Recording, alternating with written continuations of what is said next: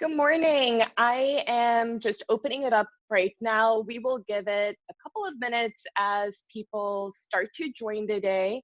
I see Nicolette, Mauricio. I'm not sure if I said that correctly. Is it Mauricio?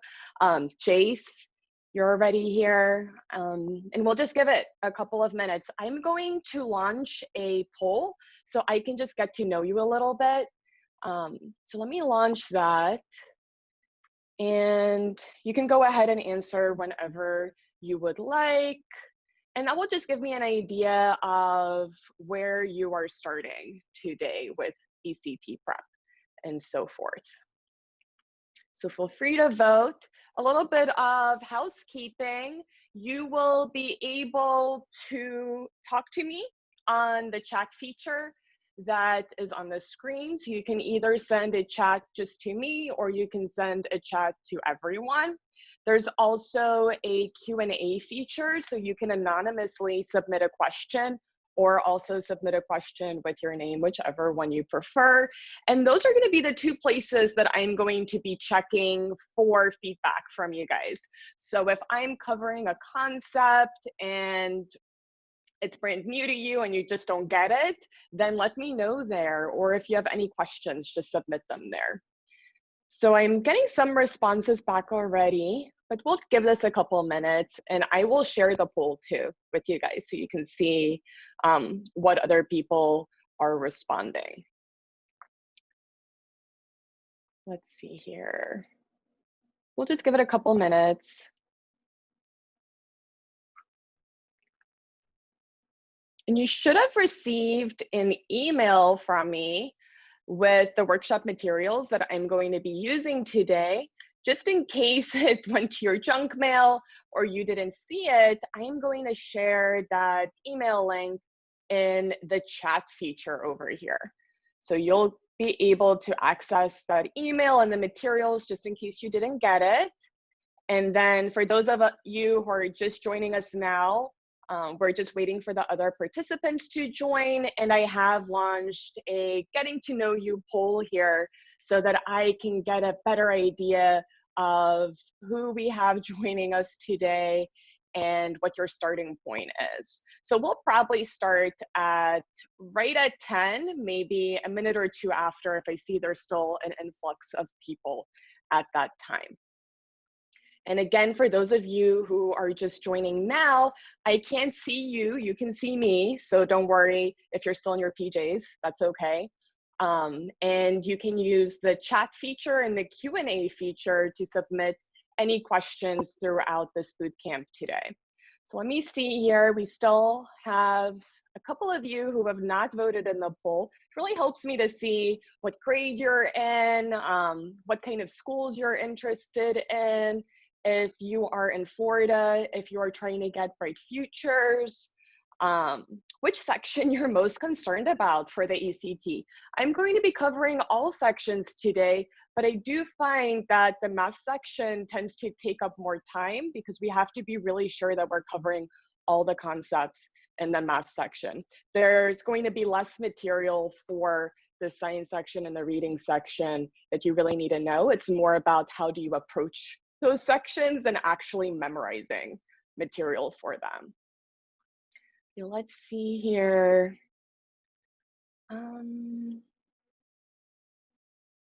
Let's see, so still a couple joining us, and I think we'll give it another minute or two.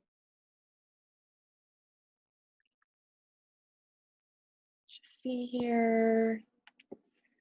Okay.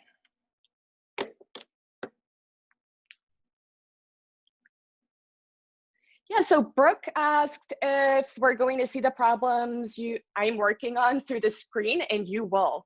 I will be projecting my iPad to the Zoom webinar. So you'll be able to see it as I'm working through problems. The way I like to structure all bootcamps and workshops and courses is to give you the opportunity to attempt a problem before I show you how to do it. So you're not missing out on that chance to see would you know how to do it if I didn't just show you. But for any problems that we go through today, you'll be able to see how I work through it. I can also share my calculator to the screen. So you'll be able to see exactly what I'm putting in to the graphing calculator. Okay, let's see here. So most of you have voted already. So it looks like the majority will be going into 11th grade in the fall, but we do have some 12th graders, 9th graders, and 10th graders also represented. I'm always curious what the other would be if it's not those. I'm thinking maybe middle school, but who knows? A lot of you want to go to school in state. I think everybody here who is in Florida wants to try to get bright futures, so that's the obvious thing, right? And then it seems as if most of you are nervous about math, but it's almost an even split between math and reading as the sections that you're going to be a little bit more concerned about. Do you have ATI 84 plus CE? A couple of you do. Some of you don't have a graphing calculator, and then some of you also don't have the TI 84 plus CE, but you have another graphing calculator. So for those of you who don't have the same model of graphing calculator that I use, I would really note any features that I go over and look up your calculator's user manual and see if it has the equivalent functions, and also look on the ECT's website if your calculator is permitted on the test. So the ECT does ban some calculators from it. So I would verify that, and then also see if your calculator has the same features. If your calculator does not have the features that I'm going to be covering today, if you're not able to find it in that user manual, I would strongly consider borrowing this calculator from a friend or your teacher. If you are near Safety Harbor here in Florida, you can actually borrow this model of the calculator from the library. And then let's see here. So here we go. So it looks like most of you will also be joining me for the workshops later this summer for the ACT, which is great because we only have 3 hours together today, which may seem to you as if it's going to be an eternity. I promise it's going to fly by because there's so much to cover and it's even hard to fit it into 3 hours. So let's get started here. I think most people have joined and we'll jump right in. So my name is Carla Berry. I have been doing SAT and ACT prep for over a decade. This translates into thousands of hours that I have spent working through the problems on my own and also working with students one-on-one or in classroom environments. This has given me the unique opportunity to see what do students struggle with as far as these tests go. And it's not always what I would expect. So if I'm working through a practice test, the question that stumps me will not necessarily be the question that stumps most students. So what I did is I actually went through every single ACT and SAT question ever released. And I evaluated each question and thought about it in terms of how often do students that I work with get this question wrong. So I went through this process for every single question. How often are students getting this question wrong? And how often do those questions actually appear on the test? So I'm sure all of you have seen the really big ACT prep books that are so giant and heavy. I like using this book right here. This is the 2019 to 2021. They just released the 2020 to 2021 edition. It's pretty much the exact same as this book.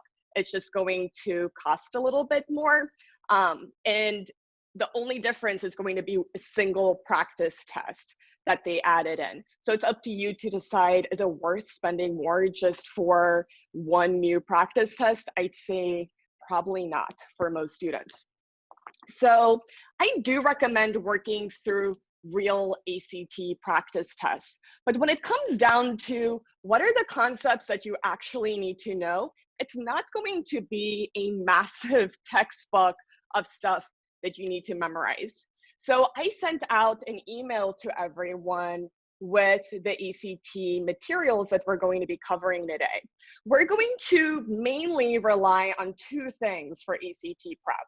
One is going to be the core concepts and critical thinking skills handout, and that is the document that came from my looking through every single question ever released. So are there concepts that you should know that's not on there? Yeah, I expect that you should know that a negative times a negative is a positive. I'm not going to give it precious real estate on that document. But maybe you have forgotten what the discriminant is, like many other students, or you're kind of rusty on factoring rules. So those did make it onto that document. So I want everyone to know, if I took the time to put it on that document, it's because it's going to be extremely likely to be tested. And if you want to do well, which I'm sure if you are taking the time on a Tuesday morning, this is the first week of June, you probably want to be doing things that are way more fun than ECT prep, even though I would say this is pretty fun, but you may have a different opinion than me. If you're taking the time to do this, I think that you probably want to do well and really reach your full potential. So if it's in that document, I really want you to make a point of it this summer to commit those concepts to memory. So remember I said there's two things we're going to be referencing. So the first one is a core concepts and critical thinking skills handout.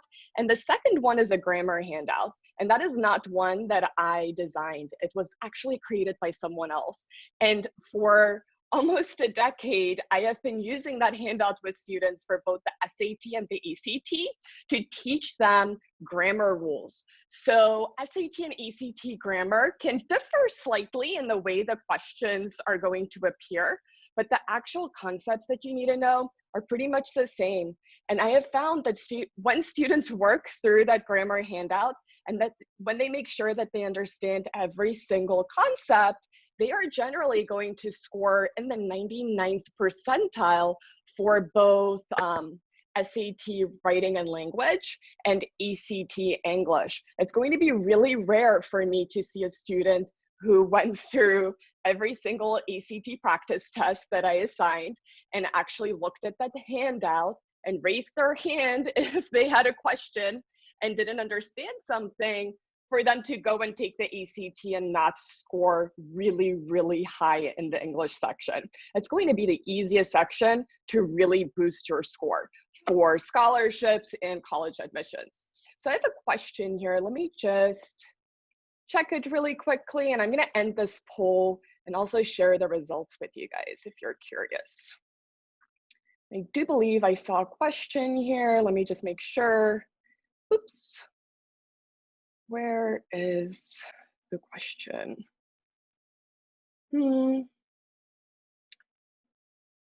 I had it here somewhere. Okay, here we go.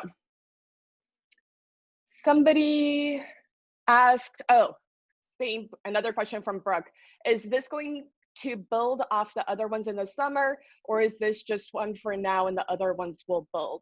So a lot of what we're going to go over today, I will recap somewhat with the other ECT workshops, but the workshops will differ from this because I will give you a whole practice test that you will need to work through before every workshop. So I will expect that you already have that under your belt, and you will be able to submit questions that you want me to go over before the workshop begins. And then somebody else asked, where can we find the handout if it isn't in our spam? So I will resend this link to the email really quickly here. So that is the link if you want to access the materials. So let's dive in to some ECT prep. And I am going to share my iPad screen with you guys. Here we go.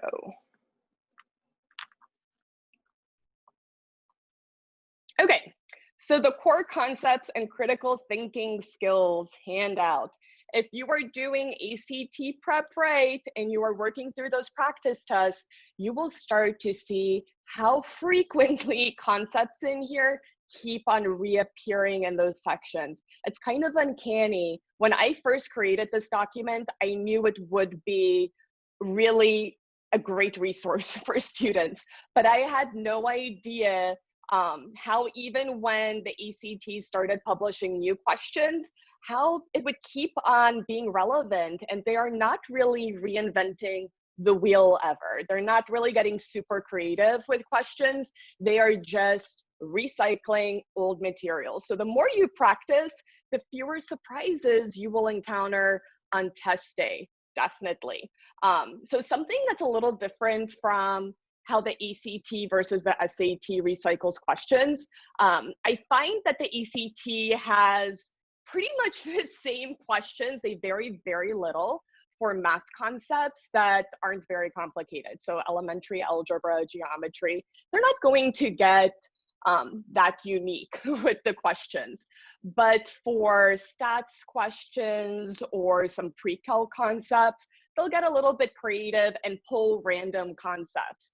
For test day, that means that if I didn't put that concept in this guide and you're encountering it in a practice test, I still want you to learn it when you're encountering it in the practice test, but I don't want you to stress out about it, because the likelihood that you're going to see a question that's exactly like that on test day is extremely low.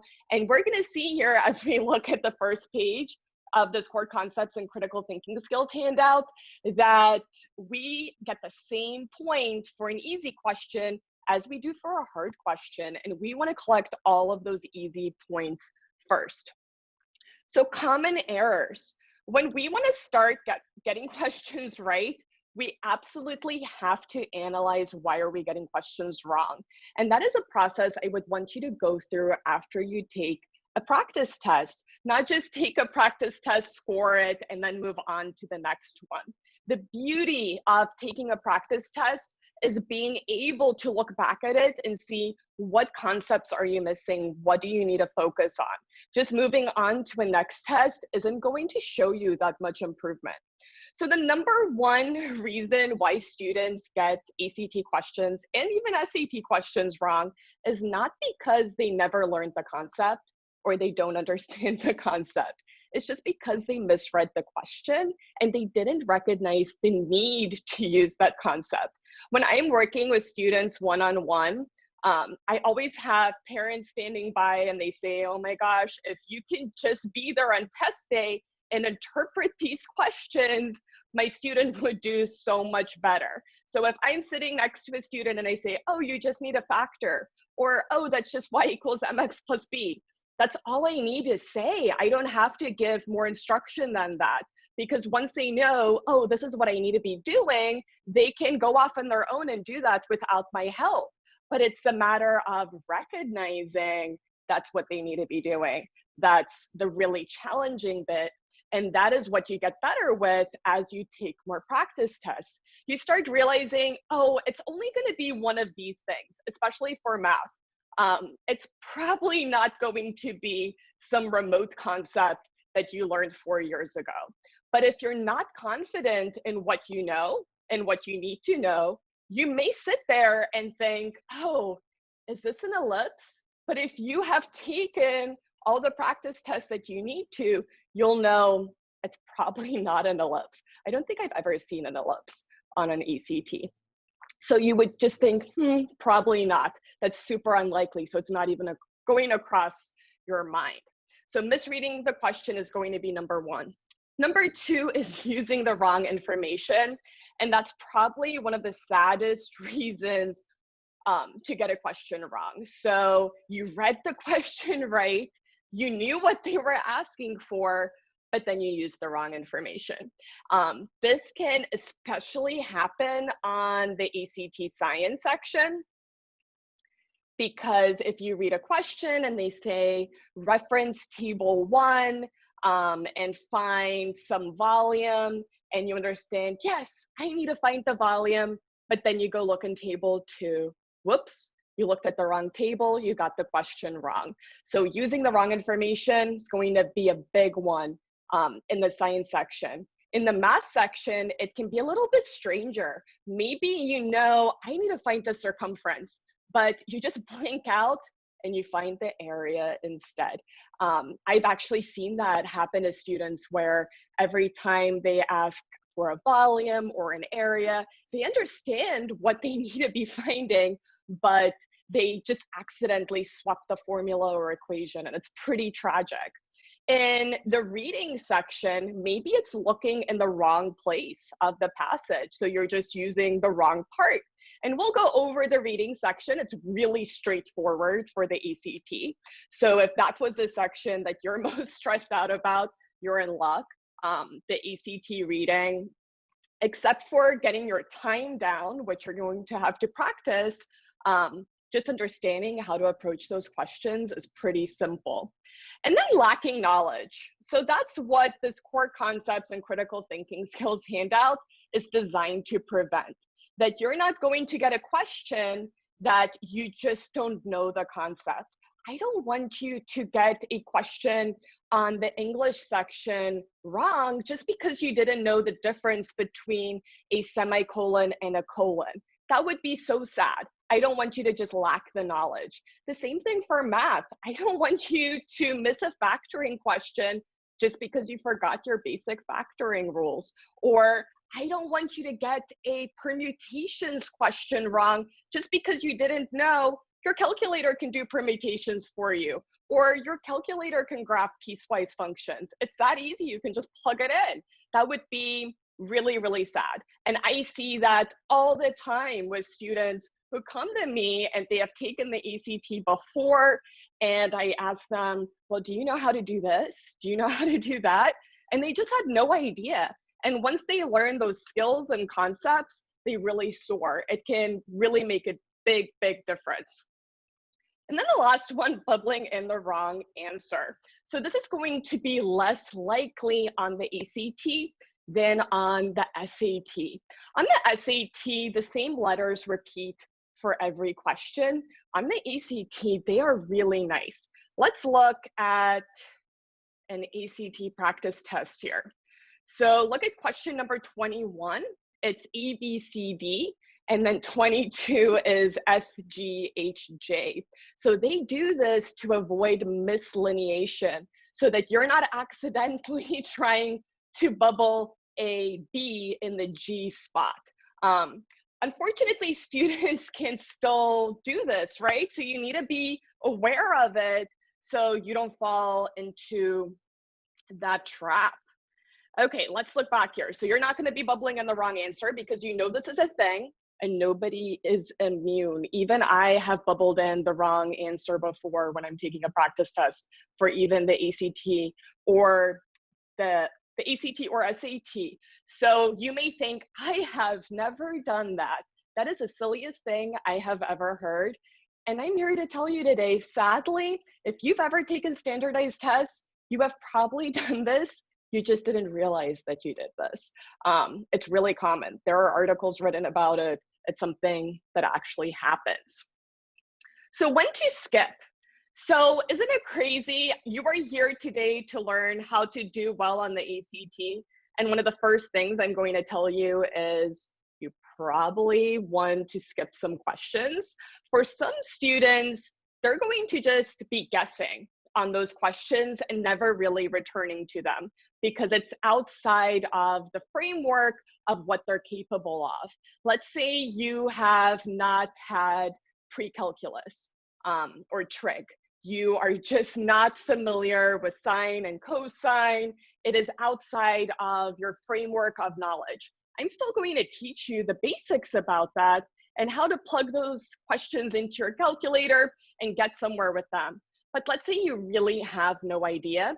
You may just be needing to guess on that. So you're not spending time on a question just because you are a perfectionist and you don't want to move on. So the very best test takers are comfortable with just skipping over something if it doesn't jump out at them what to do, and then coming back to that question. This is especially true on the ACT. It's true for the SAT also, but it's even more applicable to the ACT, and it's because of how the ACT is designed. So the ACT is a pretty fair test And if you get a question wrong, it's because you genuinely just didn't know the concept. On the SAT, you can sometimes get a question wrong just because you didn't know how to reason through the answer choices. So the SAT will have more questions that ask you to choose the best answer. So there's more than one answer that could fit, but you need to find the best one. On the ACT, every single wrong answer choice is so wrong that you're not going to be able to reason through it and try to justify, but it could totally be A. I'm going to look at you and say, no, it cannot be A, because A also has a really obvious error that maybe you're not seeing. So if it doesn't immediately jump out at me, this is what I need to be doing, I'm skipping that question and I'm moving on. I'm bubbling in a guess, I'm marking this is a question that I skipped, so I remember to come back to it if I have time left at the end of the test, but I'm not getting stuck on that question. And the reason I'm skipping is because I want to avoid fatigue. So working with a lot of students, I have noticed that if they are taking an ACT section well rested, and that's the only section they're taking that day, and they can take the section leisurely, so not under time conditions, they can answer a couple of questions, go on Instagram, go and answer another couple of questions, go take the dog for a walk, come back, take a nap, answer a couple more questions. They're really rested and fresh each time they're looking at the questions. And they're going to do way better than if I sit them down for almost 4 hours and I tell them, you're going to answer every question in each section, and I'm not going to tell you how you did on any of them until you're completely done. They are just not going to do as well, right? So if you have unlimited time and you feel fresh, you're going to do better. So we need to actively be thinking about what is the most efficient and effective, and sometimes, especially with math, even the laziest way to answer a question, so we're conserving mental energy. So in the math section and even in the reading section, I will sometimes tell you, I really want you to do it my way, even if you know another way, because I know my way is going to get you to the right answer faster, and you're going to have to think less. And anytime we can kind of take a mental break and still get to the right answer, that's going to be a gift. That's going to help you in the next section or in the next question, because you're not going to be so burnt out when you get to those questions. I really should have a question in the poll if anyone has ever played video games. How many, just raise your hands, have ever played Mario? You can just raise your hands if you've ever played Mario. So I have an older brother, and I watched him play Mario. He always said, one day you can play, and he never really let me play. And I guess that's why I am in the industry that I'm in now, where I think taking standardized tests is fun. I had a sad childhood. He didn't let me play video games, but I watched him play video games all the time, especially Mario when we were little. And I would watch him collect the coins in Mario bonus levels. And whenever I am taking an SAT or ACT, I always think back about those bonus levels and collecting those coins. And if you've taken a workshop or a class with me before, I'm sure you've heard me reference this as an example. And the reason I think about it as collecting coins is he would always collect the coins on the ground level first. He would run around his little Mario character, collect all those coins, and then he would start jumping up to the different levels and collect those. And sometimes he would run out of time in the little bonus level when he's jumping up, or some character would kill him as he's jumping up, and it would just be game over for the bonus level. And he would only have the coins that he was able to collect so far. If he started jumping up immediately and not collecting all those easy coins at the bottom level, he wouldn't have as many coins at the end of that bonus level. And it's the same thing for the ACT. You're gonna get the same point or coin for an easy question as you are going to get for a hard question. No university or college will ever see, hey, did you get that 33 in math because you answered a bunch of hard questions and you got some easy questions wrong? Or, hey, did you get that 33 in math by just answering all the easy questions and totally not even answering the hard ones and just effectively guessing on them? They don't know. They just see the end result. And in my profession, I get a little peek into students' testing performance that a lot of people don't get. And I cannot tell you what is more frustrating than when I see a student score report and they took the ACT on a test information release day. It's the TIR. Students get access to that for certain test dates throughout the year. And I see that they answered all of the super hard questions right. Like, wow, you are an AP Calc now, and you just did great on these hard questions. And I see that they missed the first couple of easiest questions ever, not because they don't know how to answer those, but because they rushed through them, they didn't show their work. They weren't really meticulous when answering those questions. They just rushed in order to get to the next part. And then they end up needing to retake the ACT because they missed out on all those points. And the fact that they were able to answer the most challenging questions on the section did not give them a score high enough that they could apply to college or get the scholarship that they needed. So just keep that in mind. They don't give any extra points if the question is super hard. You're gonna get the same question, the same points for a 1 + 1 = 2 question as you're going to get for a question dealing with the unit circle and which quadrants is sine theta going to be negative. You're getting the exact same point. So we're gonna make sure that you are never missing an easy question. Okay. Guessing. We're going to be looking a little bit at guessing today. We will touch on it, I'm sure, for some sections, but I will really be going into guessing strategies when we go through those ACT workshops, because it's kind of a thing all in itself, how to guess. I could do a course just in guessing for standardized testing. So the first rule about guessing is we are going to try to eliminate 1 or 2 answer choices before guessing. So if we are looking for a number that's going to be bigger, we are going to eliminate any answer choice that's smaller.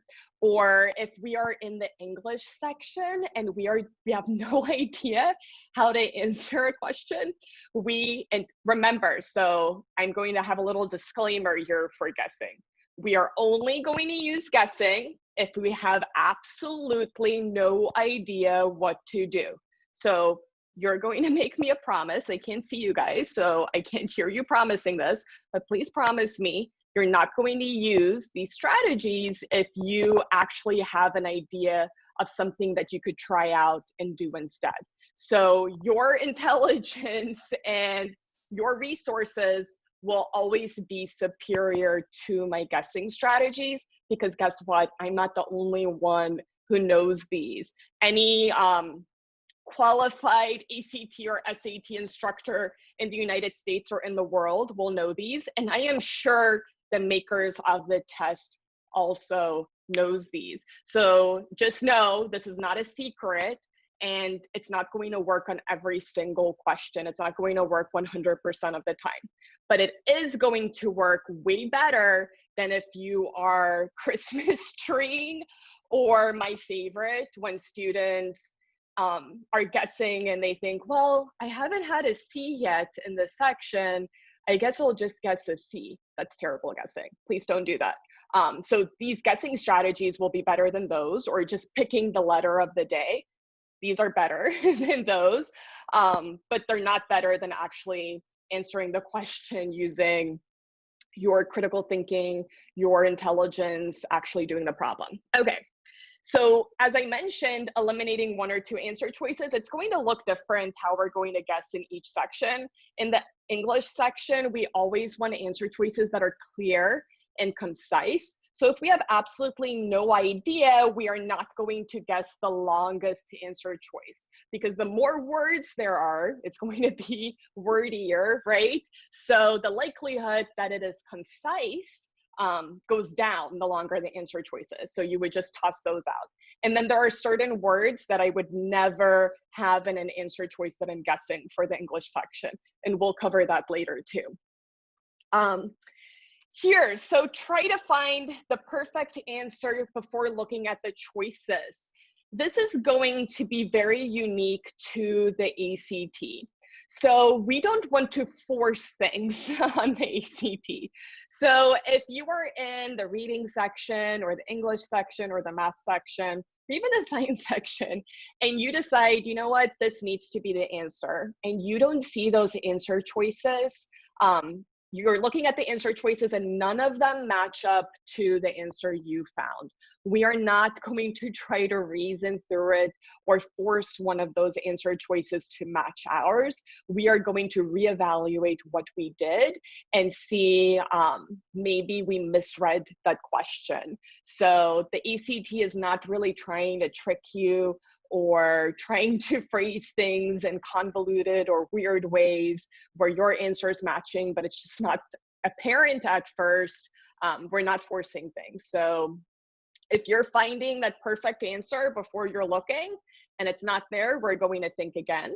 And if you found it and it matches immediately, just perfectly, you can feel confident that that's going to be the answer and you can move on.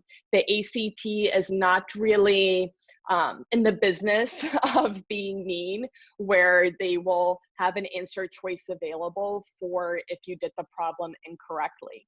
The SAT will do that for some questions. So they will have what X is equal to as an answer choice, even if they asked you to find Y, where the ACT doesn't really do that. Maybe every now and then they'll do it, but they're really a little bit more fair in that sense.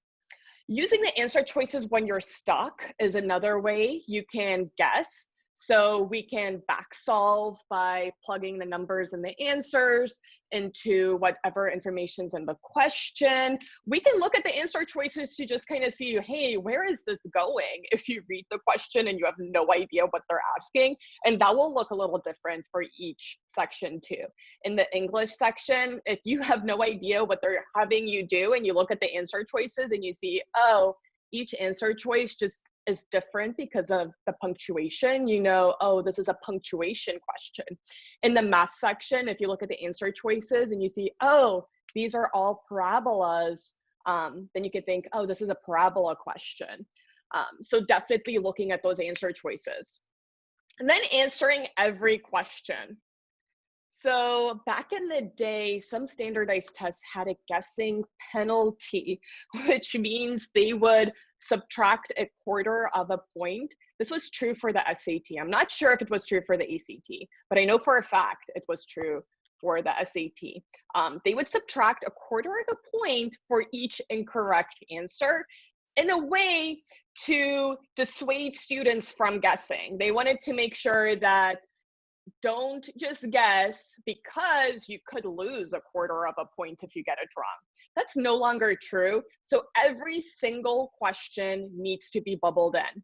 There should be no blank spots on your Scantron for questions, every single one. So if you see you have 10 questions left and the proctor says, there is 1 minute remaining, you are going to go through and bubble every single answer choice in. That would be the only case where I would say just Christmas tree, whatever is left. But I hope that if you are sticking with me throughout the summer with this ACT Bootcamp today, some of those ACT workshops, I'm offering an ACT course too that starts later this week. There's one already in session and another one starts this week, that you won't be in the position of needing to Christmas tree, that you can use effective guessing strategies, or even better, actually know how to answer the question. And then the last one for guessing, if you see two answer choices that are basically equivalent, they're probably both going to be wrong. This is especially going to be true in the English section, that if you see two answer choices and they're both the same thing, Probably neither of them are going to be the right one.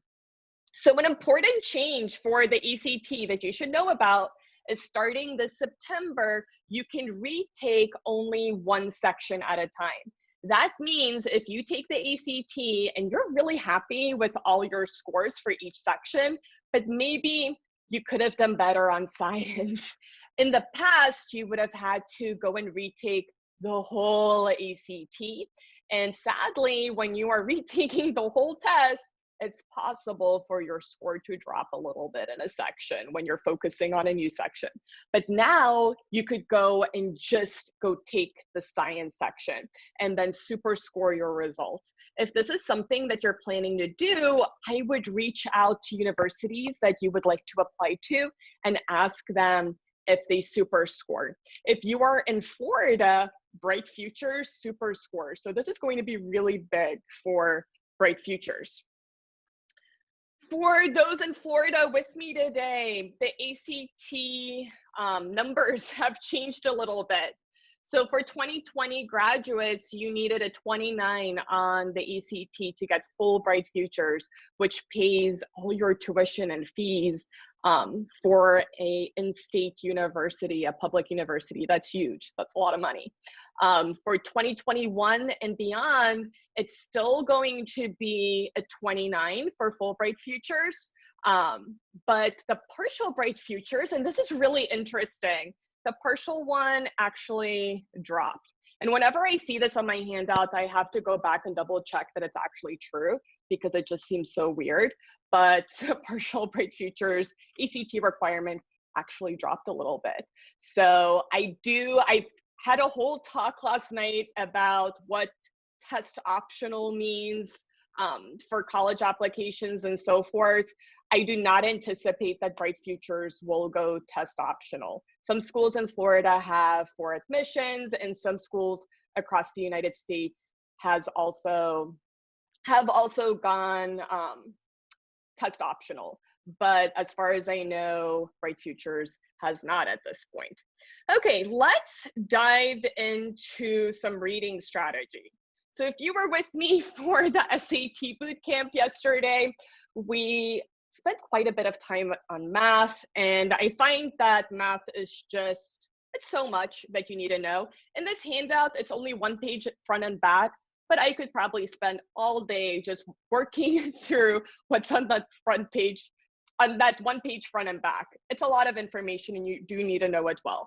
But today, I think we're gonna start with the reading, kind of get warmed up with that, and then go look at math when our brains are all ready to go. And once we're burnt out from looking at math, we will wrap up with the writing and language, which is English, right, for ACT. And you can see I have this writing and language as the same thing for ACT and SAT. If I sent you the updated handout, which I don't think I did, it would say English strategy right there, but it's the exact same thing for the SAT and ACT, which is really nice if you're planning to take both tests. You're not really going to have to study different things. The reading strategy is going to be a little bit different for the ACT than the SAT. So all my tips here basically apply to both. I always want you to read the introductions. You're gonna kind of read that passage introduction and look for the who, what, where, when, and why. And then you're going to zoom out. So this is where it gets a little bit different on the ACT than the SAT. For the SAT, I give students the option, hey, do you want to read the passage or do you want to skim it? I leave it up to you. For the ACT, I really recommend that you just skim the passage, that you don't read it. If you are reading the ACT passages, the likelihood that you're going to run out of time is extremely high. Unless you're just a super duper fast reader, it's really unlikely that you'll be able to read all the passages, answer all the questions in the time that they give you. So I want you to just skim the passage to begin with. But as you're skimming, whenever you come across the word but or any other word of contrast, so that includes the word not, right? or however, although, despite, anything that signals a contrast is taking place. You're going to circle that word and have that be a speed bump of, hey, I am skimming right now, but I need to slow down and pay attention. Because both the ACT and the SAT put really important information about the main idea of the passage right after those speed bumps, those words of contrast. So you're going to be looking for them. And then as you're skimming, you're also going to be paying attention to the tone. How does the author feel about what they're writing about? Are they positive, negative, or neutral? And you're just going to be looking for that kind of language. So do they say this is the worst? They hate it. Are they being really negative? Are they using positive language? This is the best thing that happened to mankind. People were so excited. That's positive, right? Or neutral. In 2010, XYZ happened. And then the people responded in this way. And then they found this in a science experiment. Just really neutral. Generally, science passages are going to be more likely to be neutral unless they are talking about some kind of controversial science issue where people maybe have different ideas. So we're going to be looking for the tone. And the reason we are zooming out and focusing on the tone, and let me just start the main idea, those are going to be the things that you're really going to need to look for, is because no right answer choice contradicts these things on either the SAT or the ACT. They're not designed to contradict the tone or the main idea. So if you are reading a passage that is overall positive and there's a negative answer choice, it's really unlikely that that will be the right answer choice. The only way that would happen would be if the author had a little negative moment just in one line, and the question references that line specifically. So you know, oh, they are referencing that negative moment, this matches up. The reason I say you need to skim ACT reading versus SAT reading is because ACT reading is kind of like playing Where's Waldo. How many of you have ever read a Where's Waldo book? Generally, when I teach these in person, nobody raises their hands. They're like, I've never even heard of Where's Waldo. If you haven't heard about it, just Google it once we're done today. Don't do it right now. But Where's Waldo is a little character in a striped shirt, and he's in a lot of books, and the game is you have to find him. And I think ACT reading is the exact same. Remember, I told you I had a little bit of a sad childhood. My brother wouldn't let me play video games, so I needed to go play Where's Waldo. And then as an adult, now I'm taking ACT practice tests and comparing it to playing a game. ACT reading always has evidence in the passage. I said always, but I'm going to contradict myself a little bit here. Let's say 90% or more of the questions are directly supported in the passage. So you can find the evidence for those questions, and that's going to be super important as you're answering. And that's why I want students to just skim initially so that you have time left to go back and just find that information. Because if you are reading the passage and then answering the questions, the chances that you would retain everything that you just read and know exactly where to find it is extremely low. Maybe if you are just leisurely reading an article at home, but if you are sitting in that classroom and you know, hey, what kind of scholarship I'm going to get and where I'm going to go to college is going to be partially determined by how I do on this test, that's a lot of pressure. And in general, when we're under a lot of pressure, we're going to retain a little bit less than we would under normal circumstances. So we need to have a toolkit about how to manage that situation and do well. And one of the ways you're going to do that is by skimming and having enough time to then go find those answers. So another thing you can use as you're skimming is to map the passage.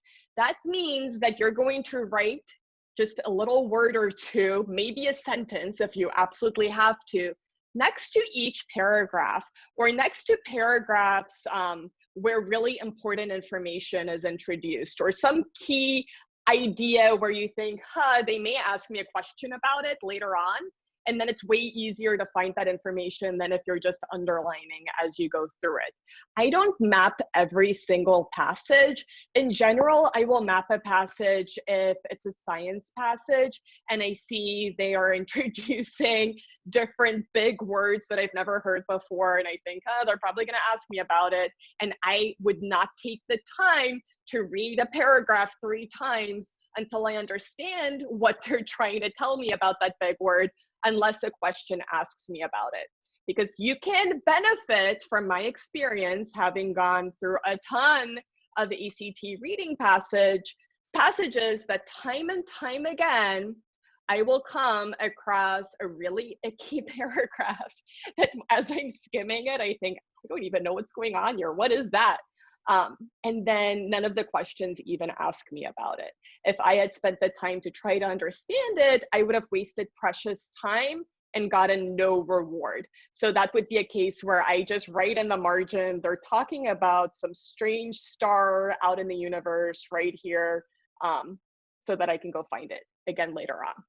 So mapping the passage isn't something you absolutely have to do for every single passage, but it can be useful, especially if you start noticing, oh my gosh, they are introducing different people in every paragraph. So I would just write the last name of the person in the margin so that I can easily find where they talked about that person, or, oh, they're talking about a turning point here on a specific date, or they just said 80%, I would just put 80% in the margin. So if a question asks me something to do with a number, I would know, ooh, that's where I'm gonna go find it. Like playing Where's Waldo, where only 2 of you raised your hands.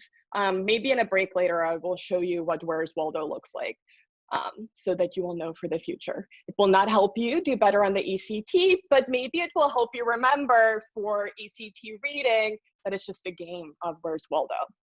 So we already said, you're gonna read the introduction, you're going to zoom out, you're going to be looking for the tone and the main idea. Whenever you come across a word but, although, however, despite, and this is true for reading outside of standardized testing too, just as a tip. I have had students with reading in school, reading comprehension quizzes and tests, tell me that it really, really helps. So this is across the board. This will help you. Then we wanna, as we're looking through this, when we're looking at answer choices, on ACT reading in general, I am finding the answer and then I'm just matching one of those answer choices to whatever I found. But if you ever run into trouble and you think, I can't find this in the passage, you can use process of elimination. So any answer choice that doesn't really have anything to do with the main idea of the passage, you can eliminate. Any answer choice that requires that you use outside knowledge, you can eliminate.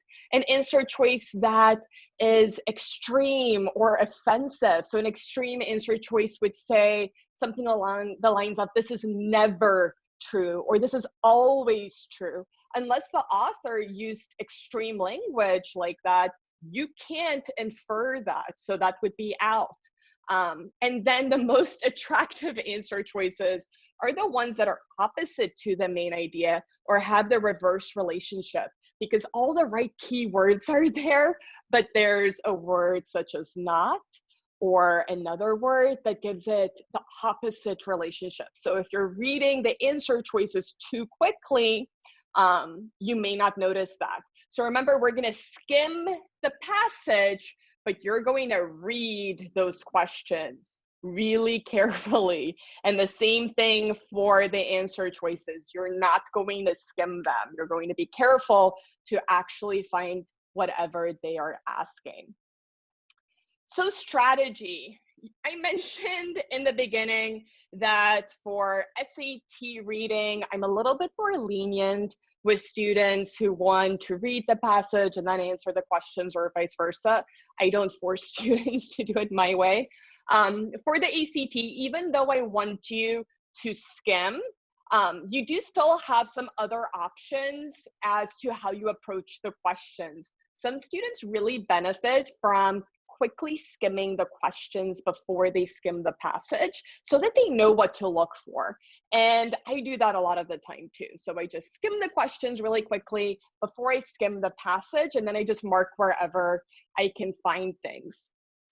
I do not really recommend skimming the questions and then just going and finding the answers without skimming the whole passage, because you're gonna miss out on the main idea. Like, what is overall important in that passage? Strategy also comes in with which questions do you answer first? Sometimes they'll be really mean, and the very first question will ask you about the passage overall. I skip those questions until I've answered all the other ones that have to do with the passage, because I'm not qualified yet to answer that. All I've done so far is skimmed the passage. With each question that I answer that deals with a particular part of the passage, I am becoming more qualified and I am understanding the passage a little more deeply, right? Than if I just skimmed it and then I answer that question immediately. That's going to be true for the English section too. If they ask me, should I add or delete or move a sentence, and that's the first question, or I'm not done reading the whole passage, I'm going to say to myself, uh-oh, gotta come back to this. I don't know yet if I should add this. Maybe it's stated later on. So I just mark it and remember to go back. Using your own words is going to be one of the most effective and also ickiest ACT reading strategies. I don't know why, but students generally dislike doing this until they start doing it and they realize how much easier it makes reading questions. This means you're physically going to cover the answer choices. You're not going to peek, and you're going to just read the question and go find the answer in the passage, then look at the answer choices and match the answer that, the answer choice that best matches whatever you found, right? So that's what you're going to do there. If you peek at those answer choices first, it's just not going to work. And when you're using your own words, you're not going to use big words. I always tell students, think about how you would explain whatever you found to a 10-year-old sibling or cousin. You really want to simplify it. Don't get too fancy with it. It can just be an idea in your head, even if you can't formulate it. You don't have to get fancy with it. It's just, how would you summarize the info that you just found? Then dual passages. So if they give you a pair of passages, you're always going to answer one passage at a time.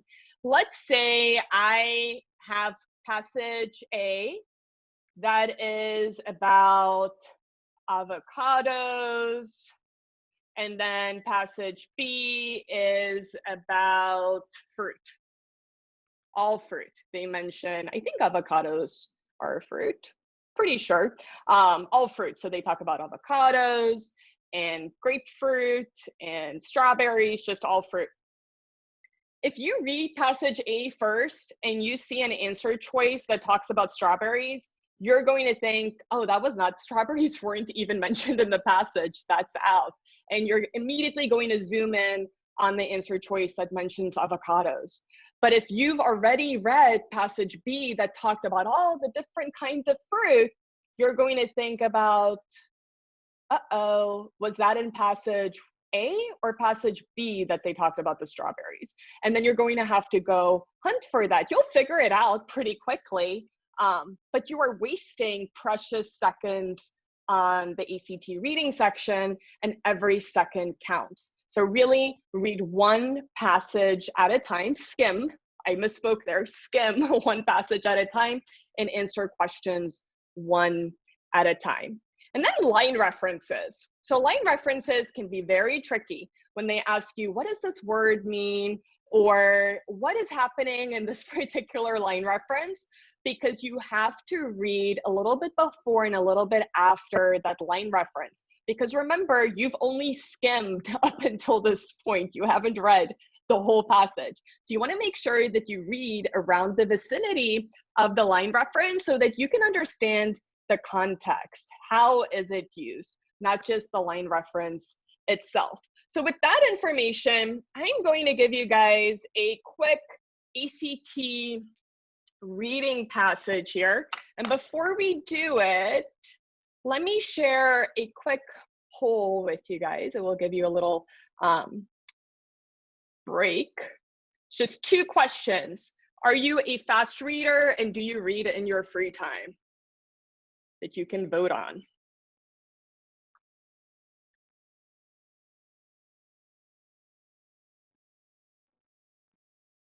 Oops.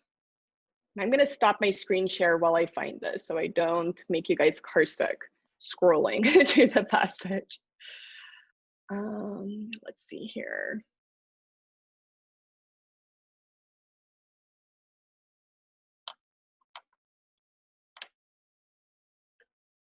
So some of you are still voting. It's a 50-50 split between the fast readers and not so fast. If you think you're a super fast reader, maybe you can read, or you can skim and retain a little bit more than if you were just skimming as a regular person. And then, do you read in your free time? Most of you said no. So there is a reading list, and I have an inkling that you guys will have some time this summer that you can access. If you go, let me pull this up here, and then I will share it. Oops. If you go to my website, carlaberry.com/read, you will be able to access the Mensa reading list. Let's see here, I'm going to share this. And this is a really good reading list for you to work through this summer. So you just go to carlaberry.com/read and then click on that, and it gives you a whole reading list for 9th through 12th grade. Some of these books you may have already read in school, and I will tell you that pretty much all of these books will also help you prepare for college, university, wherever you're headed. These are favorites for comp classes and other college level lit classes. And if you get to college and you've already read it, you're just going to have a lot easier of a time than a student that didn't.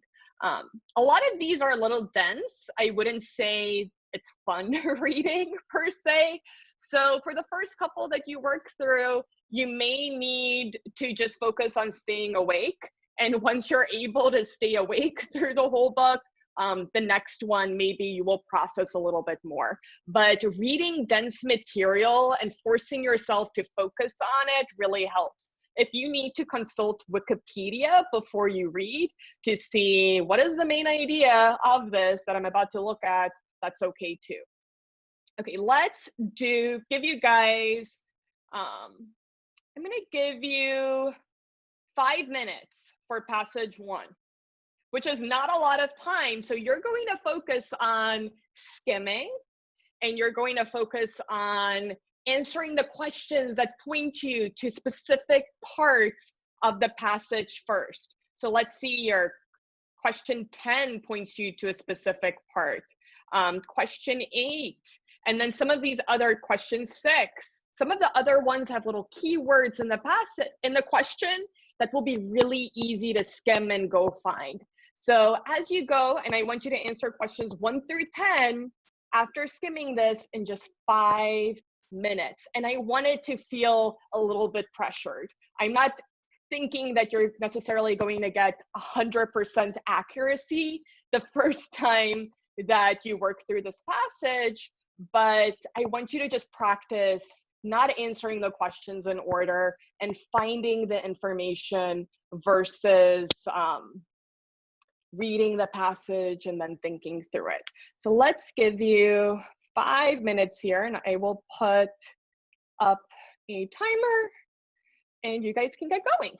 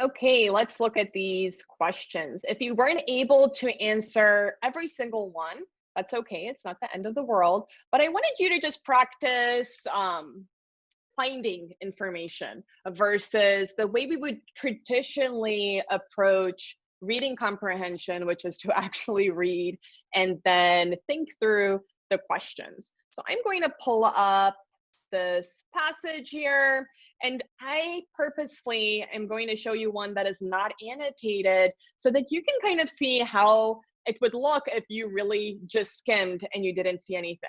So it would just look like this. You wouldn't have anything to rely on. What I did find when I annotated this, so let's look at, oh, I should stop my share really quickly so I can find it and not make you dizzy with my rapid scrolling. Let's see here. I'm going to share my screen again. Screen mirroring. Okay, there we go. So if I am actually annotating it a little bit and underlining as I go along, I would just note key ideas. So the passage's name is Rough Water, so it has something to do with water. When I start skimming, I see, oh, he was a senior in high school, gunning to qualify for the USA Junior Nationals. I would keep skimming and I'd say, oh, he's a swimmer. Now I see a place, Houston. There was a time trial. When I see punctuation, such as dashes or quotes, if it's not a passage that's a dialogue where there are quotes everywhere or dashes everywhere, I'm going to pay attention to those. So those are going to be another kind of speed bump as I'm skimming along. So far side of Houston, where a time trial was being held, an informal, unadvertised event thrown together at the last minute. And then I would notice here words such as not, right? I was not only the only one in the race, I was practically the only one in the natatorium. And when you are starting to look for the word not and but, although, however, you will notice a trend that a lot of the questions direct you to information in those parts. They're kind of hotspots for questions. It's possible, especially on the ACT, to get a passage that doesn't really have any of those words of contrast, and you have to rely on other things. But if they are in there, you can totally use them, right? So I would skim through this and then see, here's another not, right? I could not, though I tried every day, I tried that day and missed. Since I would not have another shot until May, I decided to try again. What I understood, not later, but right then in the water, was how little the swim added up to the world. I had spent more than a year training for this one swim, and when it was finished, the world would be no different than it before it began. If no one else cared, then the swim was mine alone. So we can see that's another hot spot for a question with that not and but. Let's look at these questions. So the first one, as the narrator of the passage, can be best described as a swimmer who primarily does what? This would be a question that I would circle and come back to after I have answered all the other questions, because I'm not qualified yet. I need to see what is my overall main idea of the passage, so I know he's a swimmer that wants to qualify for junior nationals, but I don't understand the full passage if I really just skimmed it to begin with. The right answer here is A, recalls the swim of his life and the factors that motivated him during that swim. B, remembers the events that inspired him. It's only one event that is here, not multiple events. So this is where it gets really tricky. And whenever I am eliminating an answer choice, I always cross out the word or words that makes that answer choice wrong.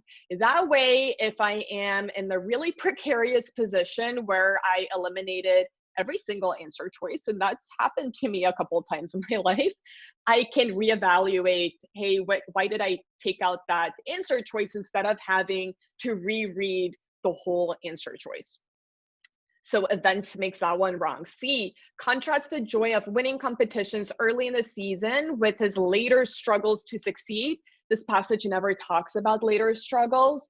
And then D, chronicles his swimming career from childhood through high school. We never have all the information about his swimming career, what happened during prior events. They also don't even really talk about his childhood. So that would throw D out. So A would be the only answer choice that works here. But remember, I'm answering this question first with you guys, but if this was a real ACT or I was taking a test, I would save this for last. I would come back to it because I really would need to evaluate each of those answer choices.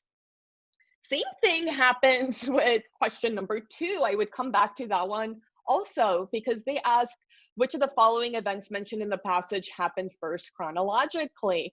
And I would have to spend some time skimming and seeing where do each of these events occur and then compare them. So in line 44, they say that I remember a day in late September, the last day my swim team had use of an outdoor pool. So this occurs first before the actual event. And you will note late September is verbatim in the correct answer choice. This is something that the ACT does all the time. Remember a while ago, I said 90% plus you'll just be able to go find. You don't really have to think through. And this is an example of that. It's just going to be verbatim in the passage. They're not asking you to make an inference or to really go outside of the scope of the passage. They're just asking you to go find the information. So in question 2, the question stem, this part is the question stem, and they don't give you any keywords there to go and skim for, right? So I would look at each of these answer choices and then go find that information and then compare to see which one comes first. So I would be skimming for the word senior year, or late September, 500-yard freestyle, rival school. Those are keywords I would go skimming for. Number 3, the narrator describes the natatorium, I don't know if I said that right, as being nearly empty of spectators. So they give us a lot of keywords in this one to go skimming for. We have this natatorium, and then empty and spectators. And I would just go skim that passage to see where do they mention that. And that's in line 24. And if I wanted to map this passage, when I was skimming and I saw this word that I never heard before I read this passage, I would have written in the margin here, natatorium. So that's what I mean by mapping passages. When you come across something that you think, oh, that's a little strange, haven't ever heard of that before, I don't understand it, just put it in the margin so it's easy to find. So it says here, I was not, oh, and of course there's the word not right before it. So we would have been paying attention and underlining there anyways when we were skimming. That's a speed bump. I was not only the only one in the race, I was practically the only one in the natatorium. So he was alone there, and we were able to find the natatorium. And he describes the natatorium as being nearly empty of spectators the day of the race in order to do what? And so we have to go back because we just know it's empty, right? The horn sounded and I dove in. I was angry and disheartened at having missed the cut the day before, and I had little belief that I could go any faster today. We still don't know enough, right, to answer this. So we have to go a little bit above. So we're gonna go read above. 40 lengths of the pool. It was a race I'd swum fast enough to believe that given the right, and I'm just reading here, reading the right confluence of circumstances, cold water, and aggressive heat, and an energetic meet, I could make the cut. So now we can see, it was empty. There was no one there, right? He was the only one. So it was not energetic. And I would have been paying attention to that part there when I was skimming too, because we have those dashes. I put it in the bucket of strange punctuation to look out for. But if there were dashes all over the passage, I would just ignore them. I'm not going to mark each one. So this is what I mean by you're going to go a little bit before and after, because if you're only looking at the part they are referring to, this can be true for a line reference or for a keyword that you're skimming for, you're not getting all the information necessarily. So I'm going to go look at the context. So this is in reference to what kind of circumstances he was hoping for, right? And then when we look at these answer choices, the perfect racing conditions the narrator had hoped for were not likely to occur, because remember, it was empty. It was the only one there, and he was hoping for an energetic meet. If we look at the other answer choices, demonstrate that contrary to the narrator's expectations, the meet was energetic, that is an opposite answer choice, which remember, the opposite answer choices can be really appealing because they have all the right words in there. Yes, it did not meet the narrator's expectations, but it's because it was not energetic, not because it was energetic. C, explain why the narrator's coach paced at the sound of the horn. The coach wasn't even there in this little bit, so we can just toss that out, and identify why the narrator felt a rush of energy before the race. That doesn't really match up to what he talked about for the natatorium. And this is a process I go through, but at a much faster pace than I'm doing right now for every single question in ACT English. And I'm going to send this key to you guys when we're done today. So look in your email or in your junk mail for my follow-up message today once we're done. And you'll be able to see how I answered these questions for each passage. And we will be going over this practice test in its entirety during the first ACT workshop this summer. But it's right there stated in the passage for most of these questions. So you just have to get better at finding that info. If anyone has questions about ACT reading, feel free to send them to me in the chat, because we're about to switch to math. I will read off the answers here just so that you have them in case you were able to answer all of these. So for number 4, the answer is J. For 5, it is C. For 6, it is G. For 7, D. 8, H. 9, C. And 10, F. And you will see here that basically all the questions I was able to find exact line references for to support whatever answer choice I picked. And in general, there would be keywords in those line references that match up verbatim, so word for word, to whatever is in the right answer. There is only, let's see, out of this passage, only the first question. So out of 10 questions, there was only one question, which is the first question they asked, that I did not use a line reference for. So let's take a minute here and switch gears for math. So we're going to go back into our core concepts handout. Pull it up here.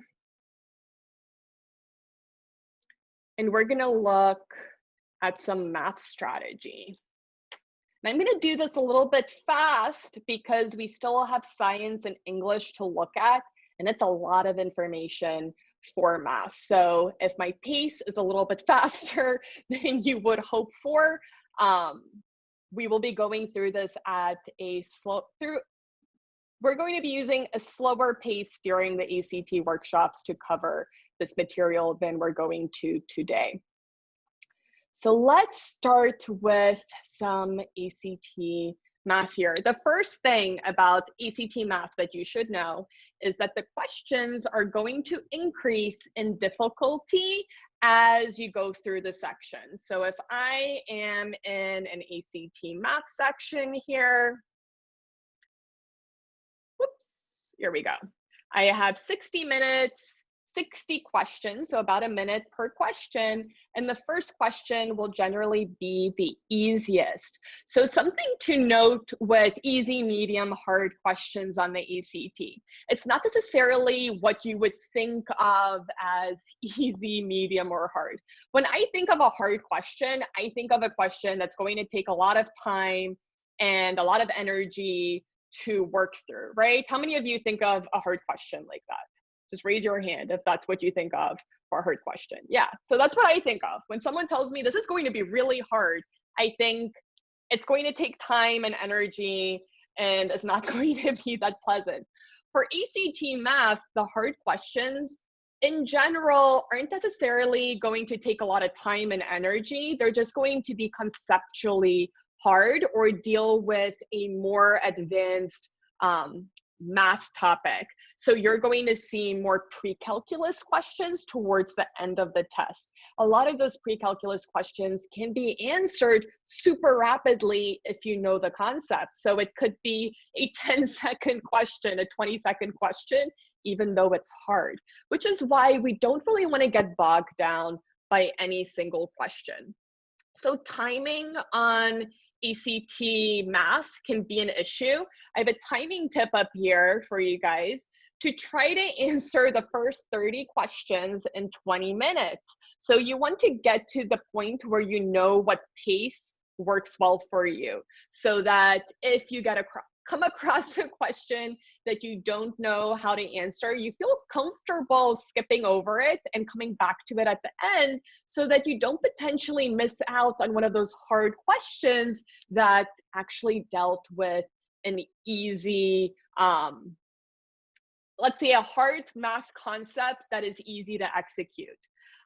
So for math strategy, we're gonna just start with some basics here, but before we dive in, I'm gonna give you guys a little poll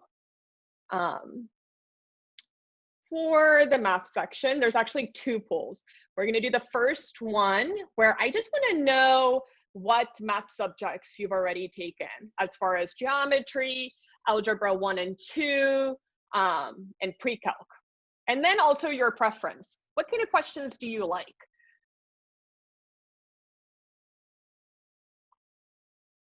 You guys are quick voters. The ACT may be a good fit for you if you're this fast on the test too. Just, this is the answer, here we go. So let's see here. So most of you have already taken geometry. So there will be geometry on the ACT, not a ton though. And they're pretty limited in what geometry formulas you need to memorize. And then have you taken algebra 1 and 2? Most of you have taken at least algebra 1. The majority of you have already taken both, so that's great. That's going to be the bulk of the questions on the ACT. We'll deal with algebra 1 and 2 concepts. There will be pre-calculus in geometry, but there will be way fewer questions that deal with those. And then it's about a 50-50 split between those of you who have taken pre-calc and who haven't. And almost all of you prefer algebra questions over geometry. 3/4 of you. Let me end this poll and I'll share the results just for a second, and then we'll do one more specifically about the graphing calculator. So you can skim through that one, and then let's do the graphing calculator poll. So if a question asks about something you've never heard of in your life, you can just vote no. If you have used it before, even if you don't necessarily remember how to use it, but you used it at some point in your life, you can vote yes.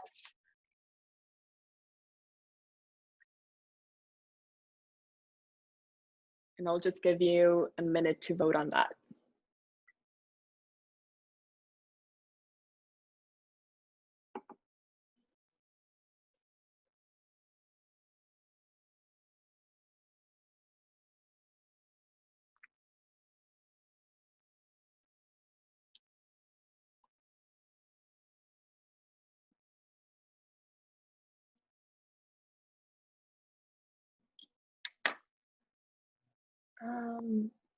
Most of you voted, some of you are still voting. I know there's a lot of questions to go through.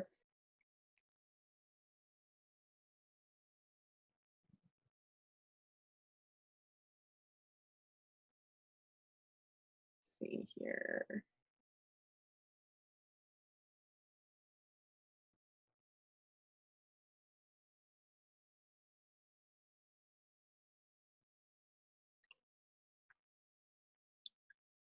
And I'll give you a couple more seconds.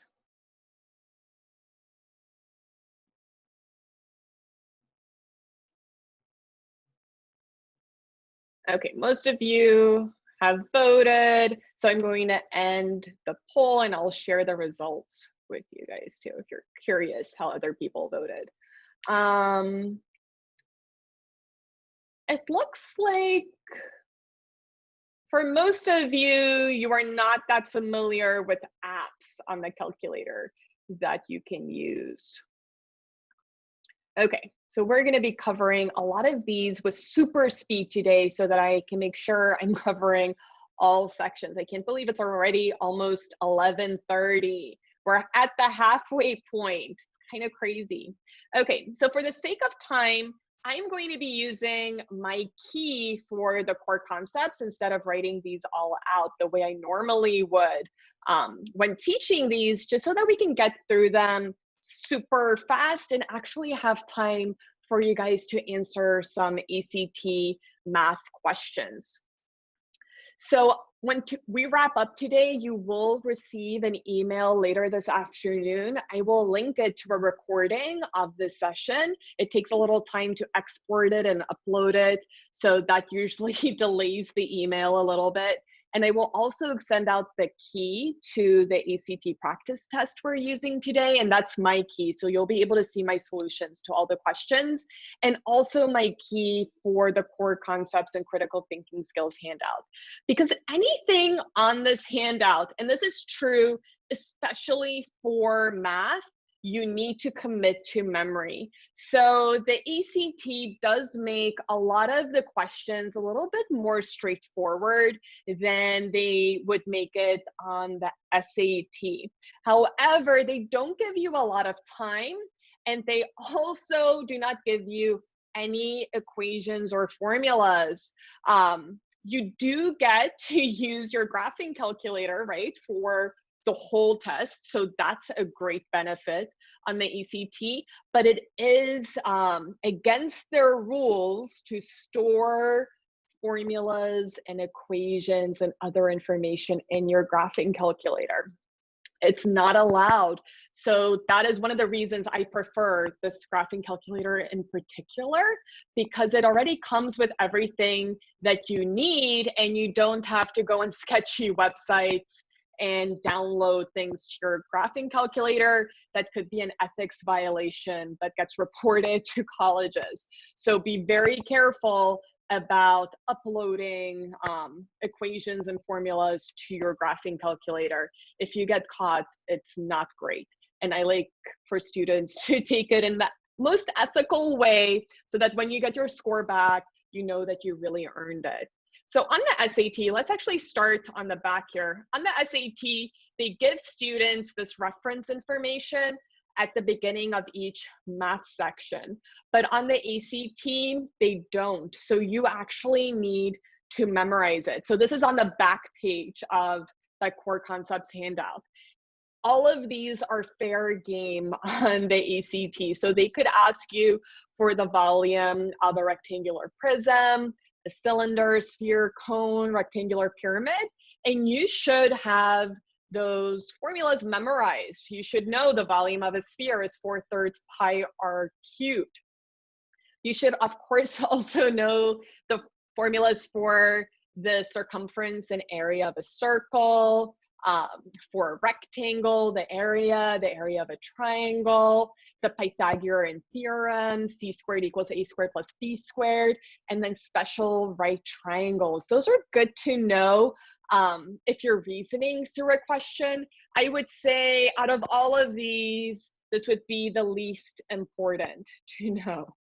But everything else, you 100% need to memorize, and knowing those special right triangles could still benefit you on test day. That's why it's on here. So just because I'm saying it's least important doesn't mean, oh, I don't need to worry about that. Another thing that's here on the back page, and I'm not going to go through these one by one today, they will be on the key for this, is going to be exponent rules. You really need to have your exponent rules memorized and be very comfortable with them. You are pretty much guaranteed to get at least one question on your ACT math section when you take it for real on exponent rules. So if you don't take the time to memorize this and make sure that you can use them, you are just giving up that point, which to me is pretty sad. I wouldn't want you to do that. So know that something to a 0 exponent equals 1. If you have parentheses and then the exponent, that means you distribute that exponent. If you have 2 variable exponents and they each have the same base, such as this one, you can combine those variable exponents, so you can either add them together, or if one of them were negative, you could subtract it. Note that when something's inside of a radical, whatever the root is going to go in the denominator, and whatever the exponent is for the variable or the number will go in the numerator of the fractional exponent. If you move the variable with the exponent to the numerator or the denominator, it's going to change in sign. So if I move this a to the y power to the numerator, that y power becomes negative.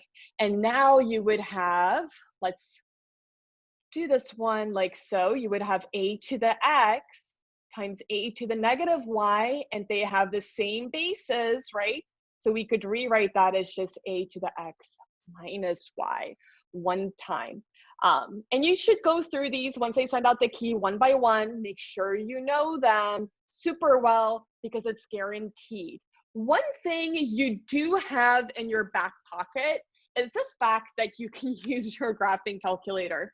So worst case scenario, if you get a question that deals with exponent rules and you have drawn a complete blank and you don't remember any of these, you're going to have to spend a little bit more time on that question, but you can still 100% answer it correctly by picking numbers and plugging them into the variables of whatever expression they gave you, and then plugging those same numbers into each answer choice and picking the answer choice that matches the original. Do most of you understand what I mean by that?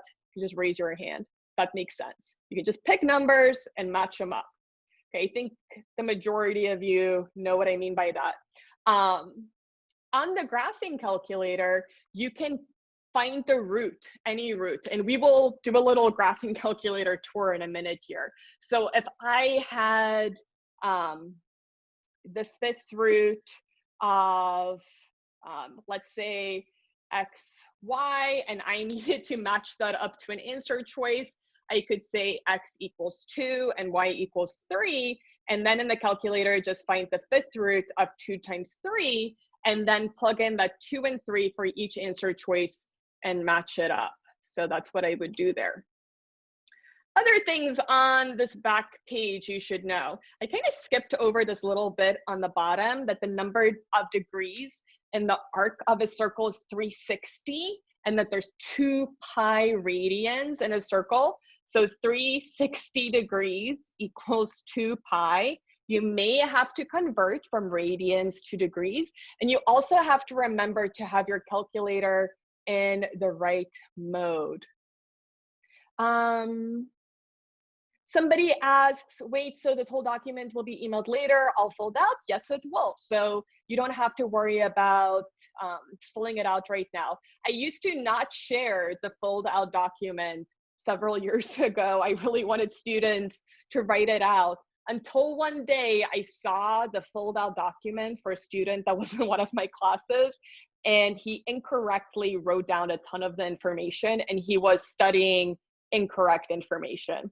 And at that point, I reevaluated what I was doing, and I decided I'm just going to share the key and not put the burden on the student to copy down everything, because when you're copying information down, you can sometimes write things down incorrectly. And this stuff is important to know exactly the way I have it written down here. So there's 360 degrees in 2 pi radians, and there's 180 degrees in a triangle. I hope you already knew that. And you may find as you're going through this document on your own later on, you can just put check marks by things as, oh yeah, I totally know that, good thing to know. I need to review it before test day, but this is nothing new.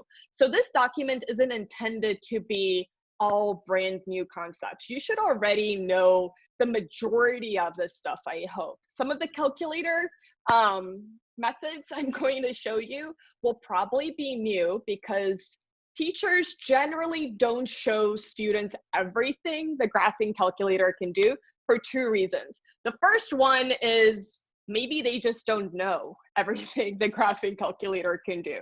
I have to say I've spent an extraordinary amount of time with the graphing calculator. So I would think that my knowledge of it is in that top percentile.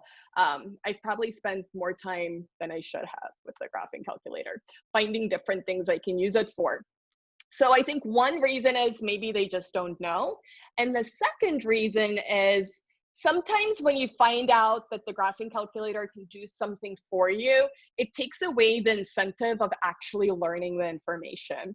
And it is important to still know how to graph by hand. It's important for developing your cognitive skills. So I understand why they don't necessarily share everything, even if they know about some of this stuff. We also need to know our log rules. And anything on this document, if you are taking both the SAT and ACT, if you see something that is starred, it means it is extremely unlikely to ever appear on the SAT. So logs won't appear on the SAT. Very, very unlikely. The same thing with sequences up there. Very, very unlikely to see sequences.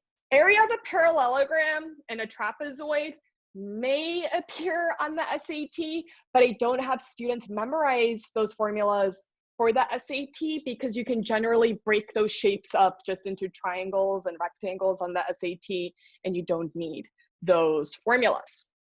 So log rules. Let's go through this one. So if I have log 5 to the x power, that's going to equal x log 5, because I can take that exponent and I can move it to the front. That's just a basic log rule. Log b to the x equals y, so b to the y equals x. This is going to be the basic definition of a log.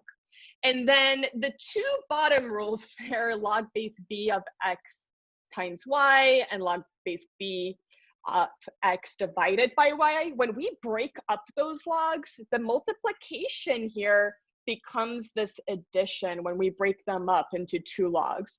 And the division symbol becomes a minus over there. How many of you have ever found logs in your calculator with a base other than 10? So you are not using, let's see if I can show on the screen. You're not using just the log button, you are deep diving into the calculator and using other logs. So some of you have, that's good. Okay, area of a parallelogram and trapezoid, those will just be 2 formulas that you will be memorizing. I'm not going to go into detail for them today. Sequences, arithmetic and geometric.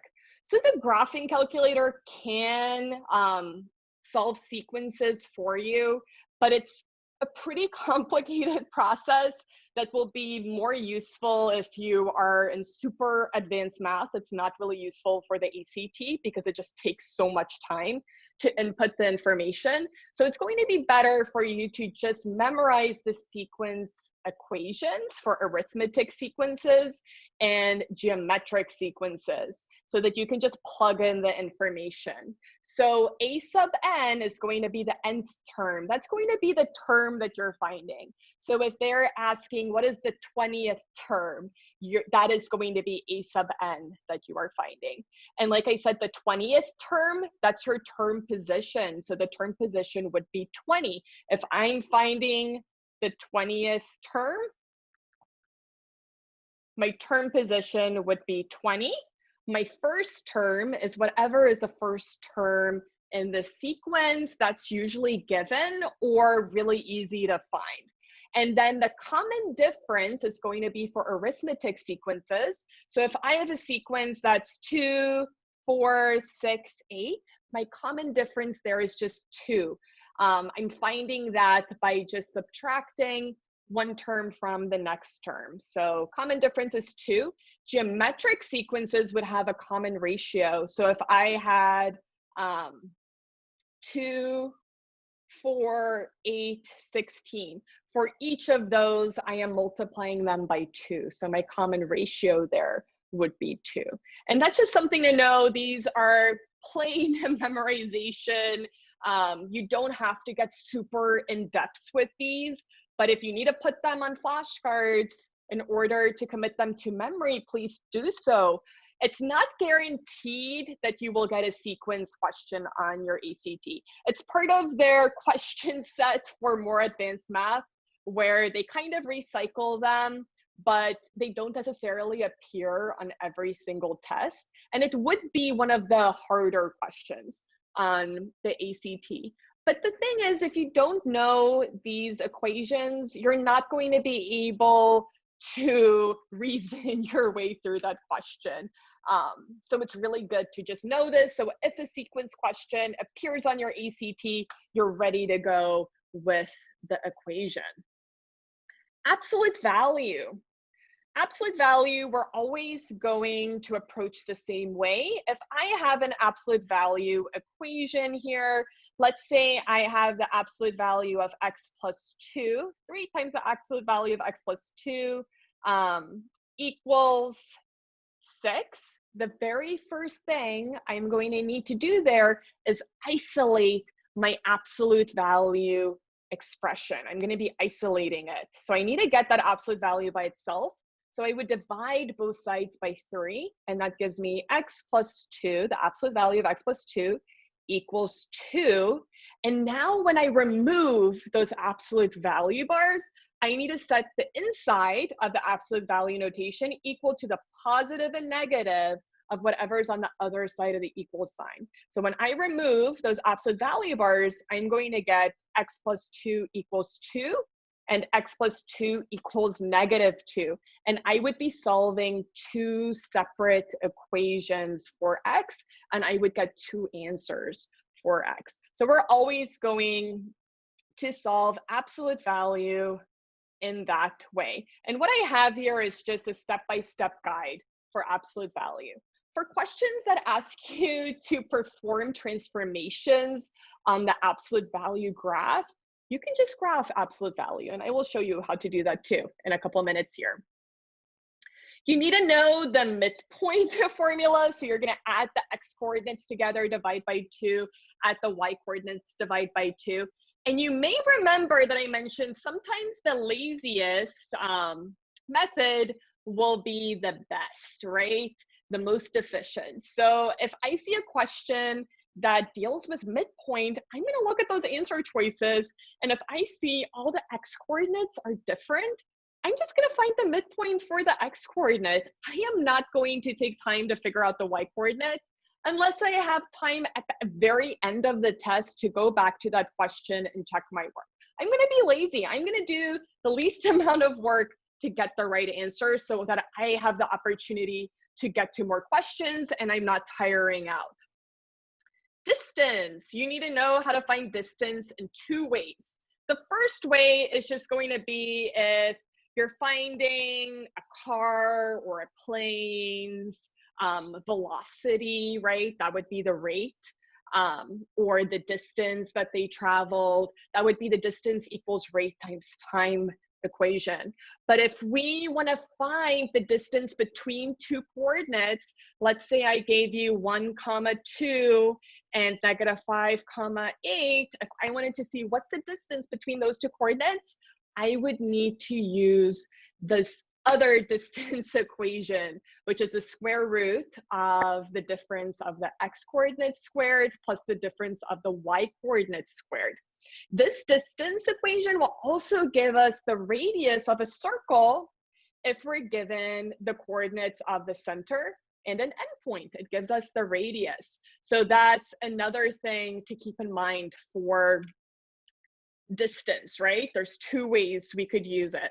If they gave me a graph, so something to keep in mind here, they gave me a graph and I could just plot the coordinates in the graph, instead of using the distance formula, I would just find on the graph, hey, what's the distance of my x and what's the distance of my y, and draw a little right triangle and use the Pythagorean theorem to find the hypotenuse. That's going to be faster than having to deal with that square root and plugging in all those numbers. So that's another thing you can keep in mind for distance for coordinates. Variable exponents. So whenever I see exponents that are variables, so if I saw 3 to the 8th power equals 9x, my very first step here would be to get the same base. So because my smaller base here is a 3, I would want to make that 9 a 3. So I would rewrite that as 3 to the 8th equals 3 squared times x. Now that we have the bases the same, we can just set the exponents equal to each other. So I could cross out my 3's and say 8 equals 2x. So 4 equals x and solve for x. You could also solve this equation in your graphing calculator, and I will show you where to go for that in a little bit when I whip out the graphing calculator. Other things to know, parallel lines.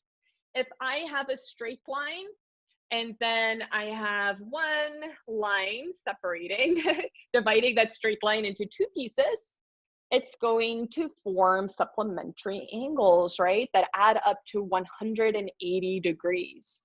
Complementary angles add up to 90 degrees. Supplementary, 180. I don't have it in here because I find that most students know that, but if you come across questions like that one, as you're taking practice tests and you think, I didn't know that, you should add that information to your core concepts handout, write it in there. It's okay if you find something that's not in here that I expected you to know already, and it's not in here and you don't know it. In general, I'm going to be adding more things that are in the first 30 questions. So easier concepts are going to be more likely to be repeated than some of the harder, more advanced math questions. They draw out of a larger pool for those. So let me erase this so that it makes a little bit more sense when I do it. So alternate interior angles will be equal, right? And then alternate exterior angles are equal, and corresponding angles are equal, and vertical angles are equal. So whenever you need to figure this out in a pinch, all you do is you draw 2 parallel lines like so, draw a transversal, and then you're going to label your vertical angles in the same direction. So I would just go like so. So I'm using the same direction for my vertical angles. And now you have all of these. I have my alternate interior, I have my alternate exterior, and I even have my corresponding ready to go. So that's a fast way to recreate this if you don't remember your parallel line rules.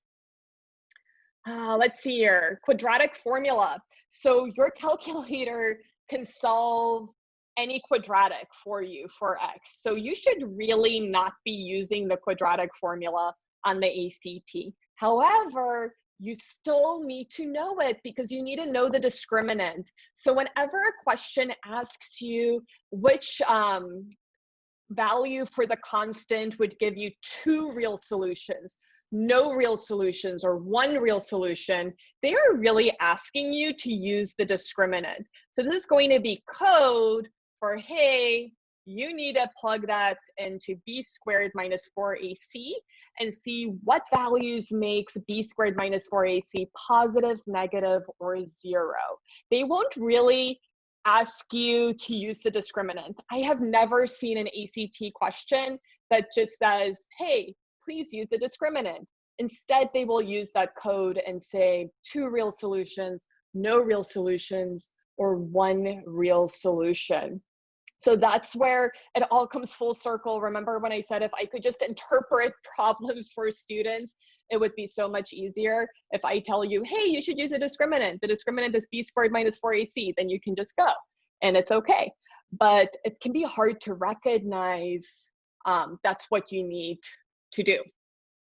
Matrices, I'm going to go a little bit more in depth during the ACT workshops with how to solve matrices. You can solve them in the graphing calculator. The graphing calculator is fully capable of it, but a basic matrix rule that I need you to know is that the number of rows needs to match the number of columns in order to be able to multiply them. It's a prerequisite.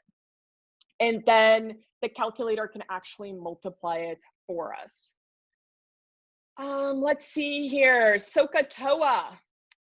Sine is opposite over hypotenuse, cosine is adjacent over hypotenuse, tan is opposite over adjacent. I hope you all already know that or have heard about it in school. And then I have like a little rule I snuck in here because it doesn't appear all the time, but when you know it, it can be really, really helpful and get you to the answer very quickly. So sine theta and cosine theta of complementary angles are equal. So I could say, remember, complementary angles are angles that add up to 90 degrees. Sine of 10 degrees is going to equal cosine of 80 degrees. Sine of 5 degrees would equal cosine of 85 degrees. And you can try that out in your calculator, but that's just a good one to know. Then I have the formulas here for the area of a sector and arc length. Remember, a sector is just a piece of the pie, and arc length is just a piece of the circumference or a piece of the crust, you could think of. Both of these are proportions, so we need to use proportions to solve for area of a sector or arc length. There are different ways to express these formulas. I find this way works the best because I can use my pencil to check that I set it up correctly. So the area of the sector is made by the central angle. So when I drop my pencil on my piece of paper, I want to make sure those line up. It doesn't matter if I accidentally put it in the denominator. As long as they match up across, I'm fine. The same applies to the arc length in the central angle. And then for the denominator, I need to make sure that my area of a circle matches up to the whole 360 degrees or 2 pi, and that my circumference of a circle matches up to 360 degrees or 2 pi. If they gave me the central angle in radians, I would need to use 2 pi instead of 360 degrees. The same thing for if I'm finding the area of a sector and the arc length. So if one bit of information is given to you in radians, just stick to radians for the whole thing. Let's see, so that covers it for the back page. I know it's dense. It seems like, oh, it's just one page front and back. She lied. It's smack dab full of information. But this is really easy to review when you're in a crunch. So for all math problems, you're going to want to zoom in. So this is important because remember, for the reading section, we just zoomed out initially and then we went and found information. But for math, we need to figure out what exactly does the question need us to find and feel comfortable with sometimes ignoring irrelevant information that doesn't help us find the answer. You're not necessarily going to use every number or every sentence that they write out. And then if they give you a diagram or a table, you are pretty much guaranteed that you're going to need that diagram or table. So I would definitely look at that before I even really read the question so that I can relate the question to whatever information I saw in the diagram or table. You also want to think before you just jump in and answer the question the way you maybe would have in school. So if there's a faster way to get to the right answer or to use your calculator, you're definitely going to want to do that and just pause and think and not necessarily do what you've always done. And then, as I mentioned before, you need to memorize this stuff. There is no substitute for just memorizing. For graphs, you're going to want to always identify the slope, the x-intercept, and the y-intercept, read the labels, and when you see the words in the XY plane, you're definitely going to want to graph. And since you can use a graphing calculator for all of the math questions, you're most likely just going to graph in your calculator for those questions. Out of all of these, the y-intercept is going to be a favorite for the ACT. You're always going to show your work, even if it's the easiest math question in the whole section. Show your work. Don't immediately just plug information in your calculator.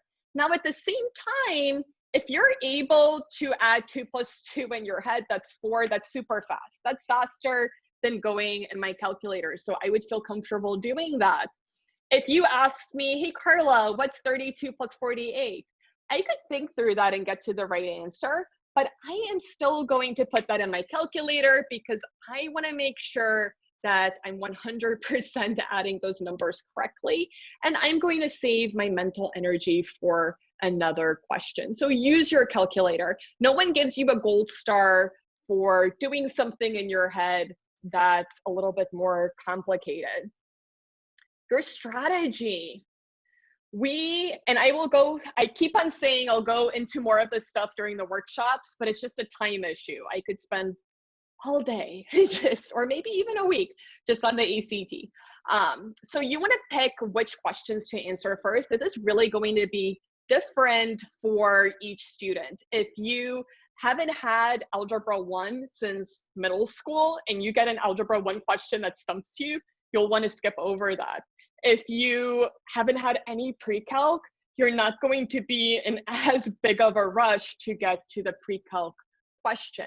When you are guessing, you can really use patterns to pick the most likely answer choice. But just as I told you, the guessing strategies at the very beginning today, they won't work 100% of the time. So it's never going to be the first thing that my first resort to guess.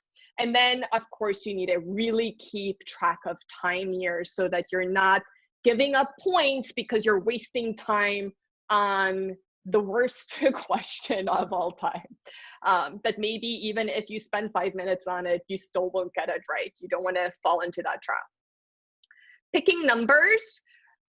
You don't want to pick numbers that are multiples of each other or 0 or 1, and then you can plug in those numbers and match up. One way to know that picking numbers is an option is if all the answer choices are variables. Then picking numbers is an option. If you have actual numbers in the answer choices, you can't pick your own. It's not possible. Mean, median, mode, and range. So the mean is just an average of a list of numbers. So you take all the numbers there are, add them up, and then divide by how many there are. The median is the middle number. So if you arrange the numbers from smallest to biggest, the median number is in the middle. The mode is the number that appears the most. It's possible for there to not be a mode if all the numbers just appear once. And then the range is the difference between the smallest number and the biggest number. And you can find the mean and the range in your graphing calculator. And you can also use your graphing calculator to find standard deviation. So that is something that I would jump straight into the calculator for. I would not do it without a graphing calculator. You also need to know how to use the conjugate. So we're going to use the conjugate, and this is really squished here. Let's see if I can move it just slightly and unsquish it. Not really. I'm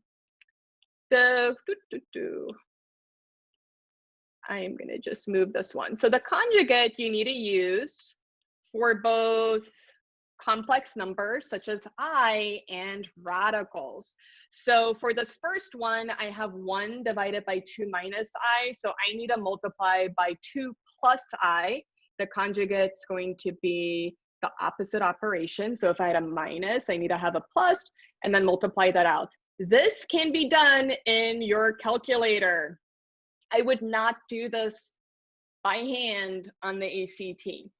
If I have 1 divided by 3 minus the square root of 2, I also need to rationalize that. So I need to multiply by 3 plus the square root of 2 over 3 plus the square root of 2 to get rid of that radical in the denominator. Your calculator can't automatically rationalize that for you for radicals the way it can for imaginary numbers. So I would just need to do that one by hand. For domain and range, you need to look at the x-axis for domain and the y-axis for range. And you also need to look at denominators that you're not dividing by 0, right, for the domain, and that you don't have negative numbers under a even square, an even radical. So definitely check for domain before you pick an answer if you had a variable under a radical or a variable in a denominator. For triangles, we're always going to draw right triangles. It may not tell you it's a right triangle. It may just say there's an angle that's 90 degrees in the triangle. And that's like saying it's a right triangle. So we're always going to draw them. Similar right triangles have the same respective proportions. We need to know that. And then the radii of a circle form isosceles triangles. Remember, isosceles triangles have 2 sides that are congruent and the angles opposite those sides that are also congruent. Equations for a line. This is probably one of the most important parts of this handout. It's all important, but I could arrange it in a hierarchy of importance. So you absolutely need to know y equals mx plus b, that m is the slope and b is the y-intercept. You also need to know ax plus by equals c. That's the standard form. And a and b there will be able to give us the slope. So the x and y coefficients in standard form give us the slope. And then point slope form, y minus y1 equals m times x minus x1. We also need to know that one. So the point slope form there, we will mainly use if we're given 2 coordinates. And we first find the slope, and then we plug in one of those coordinates into this equation in order to find the equation of the line. Okay, let's go through the rest of these pretty quickly. So parabolas, you need to know every form of a parabola. So vertex form, y-intercept form, and x-intercept form. I am running out of voice today. Okay, so vertex form gives you the vertex, right? But you need to be able to recognize it. So when a question gives you an equation in that form, you immediately think, oh, HK is my vertex.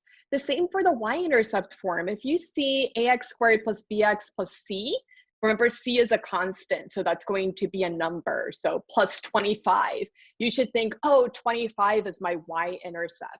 And then for x-intercept form, that's going to be the same as if they're asking for a 0 or asking you to factor it. And if they are talking about the zeros or the x-intercepts, and that equation is not already factored, you need to factor it. So you're able to find your zeros or your x-intercepts, or you could put that into the graphing calculator and it will also find the x-intercepts for you. Finding the x value of the vertex, you can use x equals negative b over 2a, and that comes from the y-intercept equation, that b and a. And then you need to know that if there's a positive leading coefficient, our a's here are the leading coefficients, we're going to have happy parabolas that open up. So it's going to be positive. And if we have a negative leading coefficient, it's going to open down. It's going to be an unhappy parabola. If you forget that, you can always just graph it in your calculator and see if it opens up or down. Equation of a circle. I like for students to know this equation, even though it comes pre-stored in the calculator. When you go to conics, you'll see this equation there. But it's important for you to know that HK is the center and R is the radius, because sometimes they'll give you an equation of a circle and it won't be in the form where we're just gonna go graph it. So x minus h squared plus y minus k squared equals r squared. HK is our center, R is our radius. PEMDAS, so important, especially when you're using your calculator. You need to get really, really happy with using parentheses. So just parentheses, parentheses, parentheses. If we are multiplying, dividing, especially when we're dividing, we're putting information in parentheses. If they want to know what is x squared, let me do a different color here so it's obvious. If they want to know what is x squared when x equals -2, I'm going to put the -2 inside of parentheses before I put it in a calculator. Otherwise, you will not get the right answer.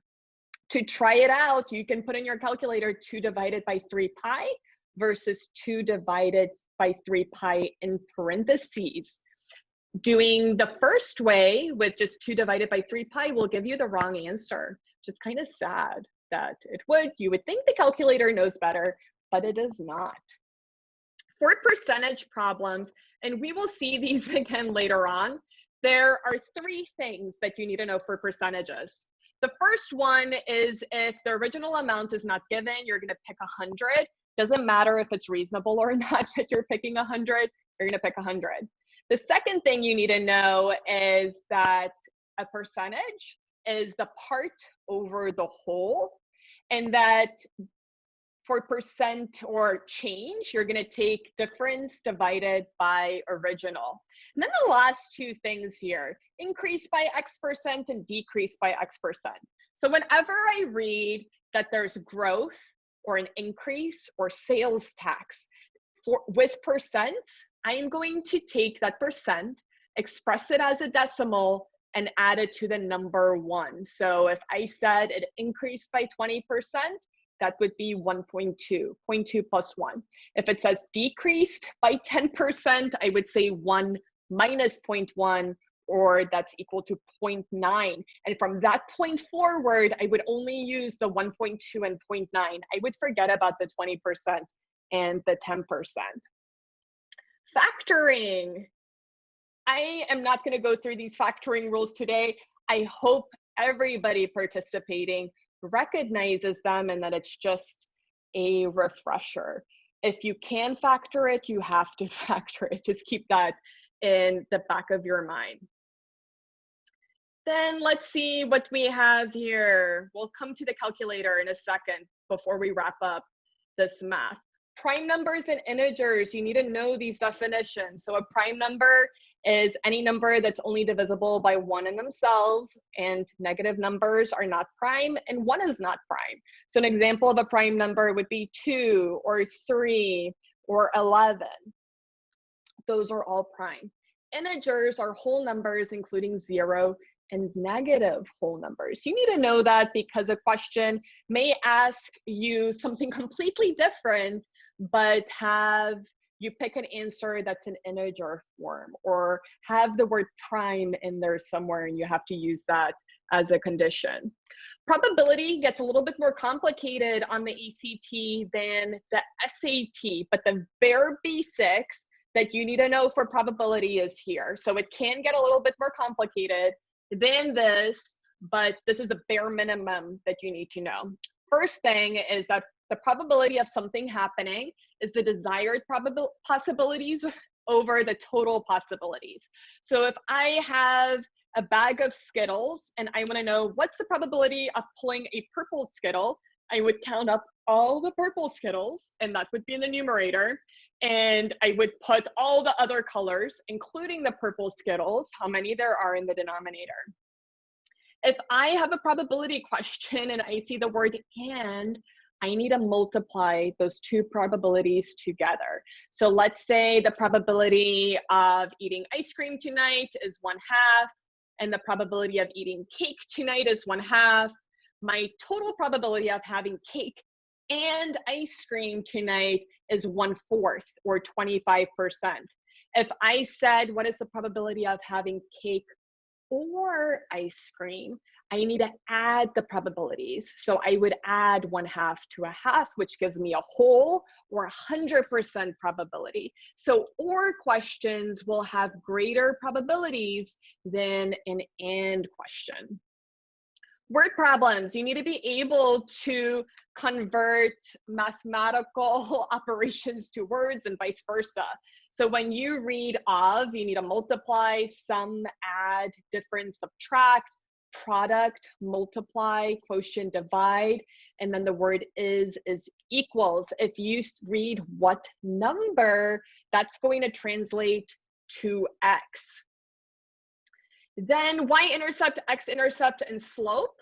Your x-intercept is just a number or a variable, comma 0. Your y-intercept is f of 0 or 0, comma a number or variable. The y-intercept is so important for the ACT and the SAT. And then for slope, we have change in y over change in x. And for both x and y-intercept, we need to pay attention to any zeros in a table and really note them. Okay, graphing calculator. I'm gonna just give a super rapid tour for you guys of the graphing calculator. And I'm gonna use the TI-84 plus CE.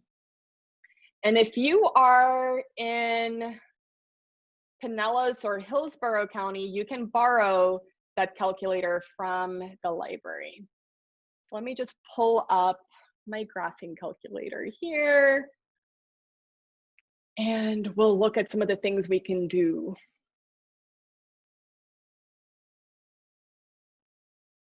And instead of solving questions, this is just going to be a little tour for you guys in the graphing calculator. Okay, so first thing that I'm sure you're all familiar with if you have this calculator is we can press the math button and then we can convert a decimal to a fraction. You can also find any root here. So I could find the 5th root of 225 easily using that button.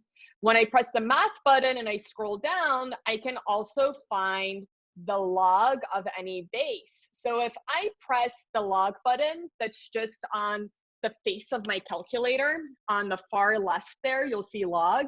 That assumes a base of 10.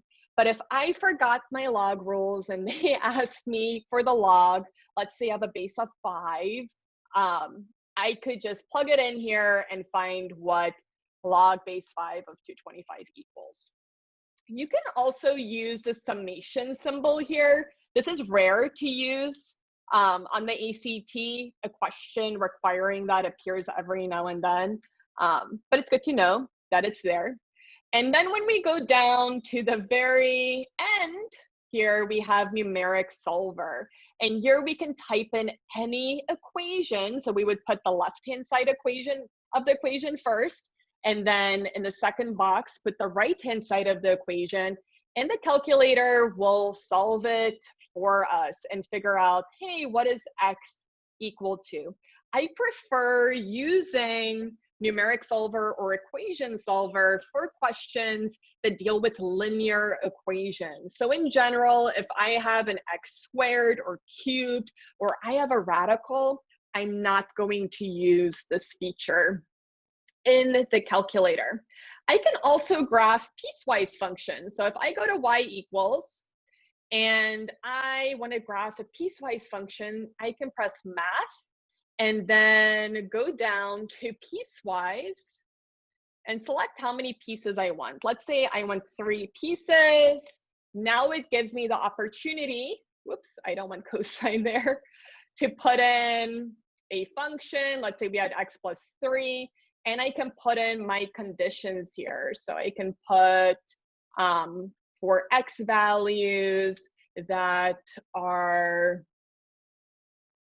less than 2. And I don't know if it will let me graph it, not putting in all my conditions. Yeah, I need to put my other conditions in too. And I'm not going to take the time to do that right now, but I could totally put all my pieces in there.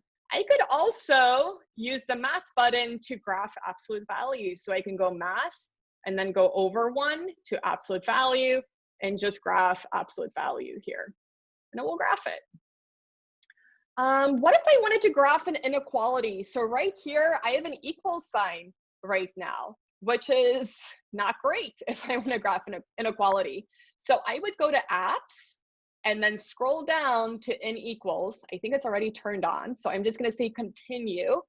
And now when I scroll to the left here, a little box appears and I can press enter and go down and then change this to an inequality symbol. And the calculator will graph and shade the inequality.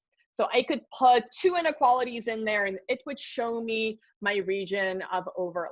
Let's say this next one is just less than or equal to negative X. So we can see, oh, over there is my intersection. So that's a pretty nice feature in this calculator. And I'm going through this really rapidly. I will show the exact processes in a little bit more detail in those workshops.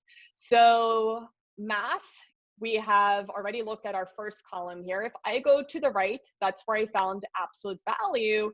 And if I go over a little bit more to prob, I can find permutations and combinations and also the factorial symbol here. So I could find permutations, combinations using that. Let's see other features in her calculator. So most popular one, I think, with students is polysmelt. So if I go to apps and I go down to polysmelt and then polynomial root finder, I can enter any quadratic here and it will solve for X. So I can press solve and it finds what X is equal to for that equation.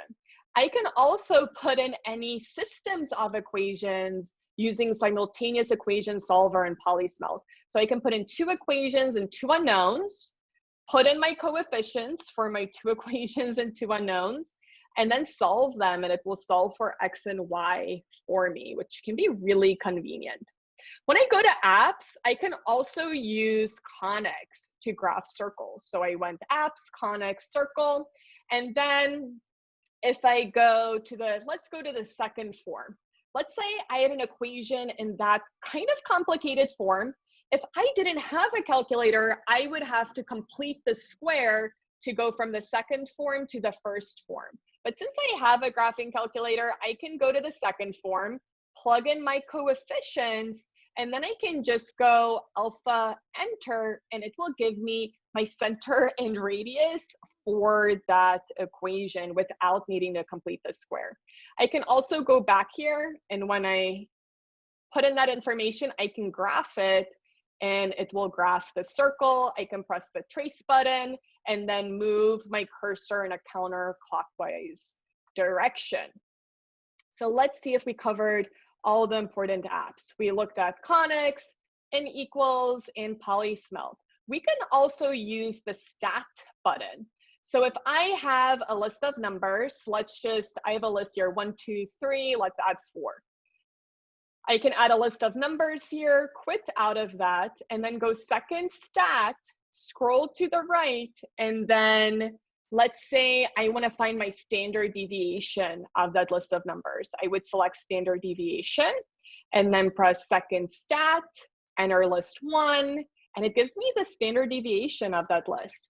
If I go back to second stat and math, I can see, I can find my minimum, my maximum, my mean, median, sum, or product, or even my standard deviation of any list of numbers.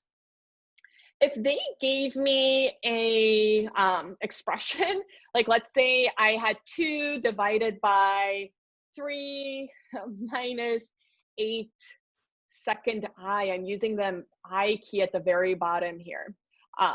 Let's say I didn't have my calculator. I would need to multiply 3 minus 8i by 3 plus 8i for both the numerator and the denominator in order to get rid of the I in the denominator. But because I have the calculator, I can just enter it in here, then press enter, and it gives it to me in a plus bi form. And then I can go math frac and convert that in a really pretty form that will match up to an answer choice. Let me see anything else. I think that basically covers it for everything you can do in your graphing calculator. Do you guys have any questions before we move on? Any questions? Okay. Let's see here. Let's go back.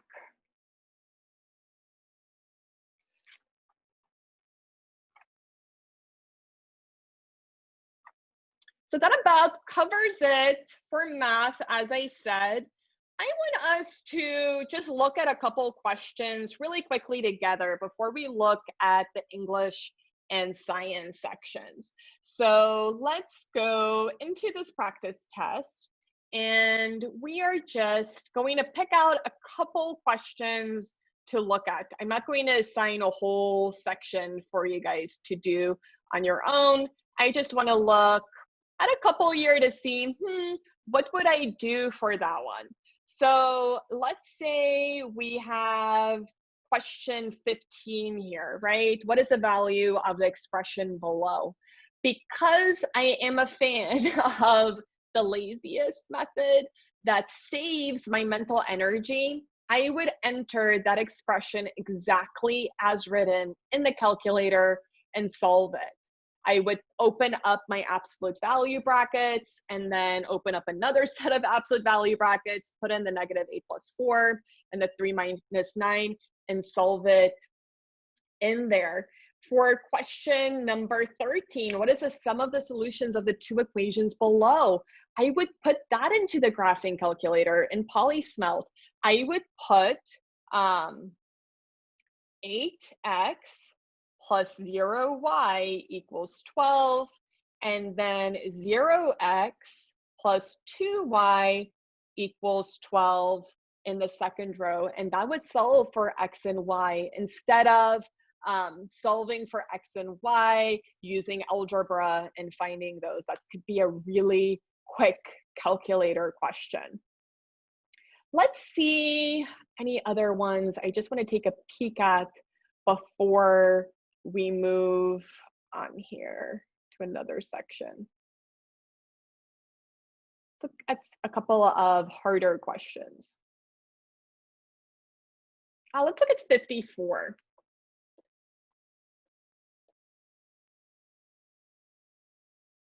So 54 would be hard conceptually. It deals with pre-calculus, and you may see y equals sine squared x plus cosine squared x. I either have never seen that before in my life. That's maybe what you think, or you think, I remember learning that at one point, but I don't know how to match that to a graph. And that's a case where before I just dismiss the question as I'm not even going to attempt it, I would notice my pi's there. So I know this needs to be in radians, and then I would just graph it. So let's just graph that in the calculator. And I think I closed down my calculator. I need to reopen it. Give me a second, and I will pull it up.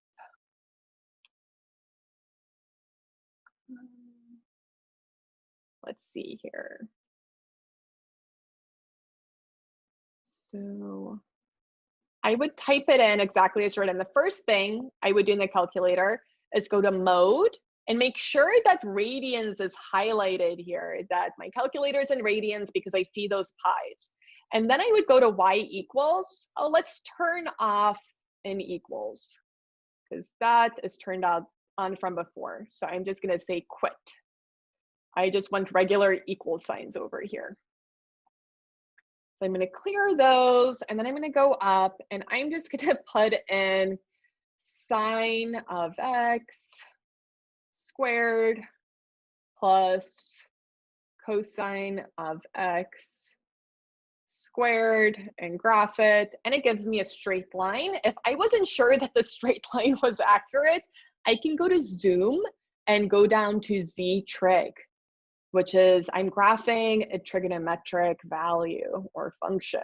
So that shows me a straight line, and you may have already suspected it, but our right answer choice here is going to be the one that's just a straight line. So I didn't really need to understand any pre-calc or trig other than noticing, hey, if I see a pi, I need to put it in radians and then just graph it in the calculator. So the answer here would just be H, that straight line, and we could go on. Let's see for any other ones here. I will save these for the workshops. Let's just look at 52, reasoning through it too. You are given the following system of equations. For which of the following will there be more than one solution? What would I use to solve this? I'm not going to answer this question completely today, but what concept from that core concepts and critical thinking skills handout would we need to use for this question? And you can just put it in the chat box for me if you know the answer to this. If I see more than one solution, or two solutions, or zero solutions, yes, the discriminant, we would need to use that for that one. And then 53, they talk about the arithmetic sequence. I would need to use that arithmetic sequence equation, right? It comes right out of there. Let's look at science.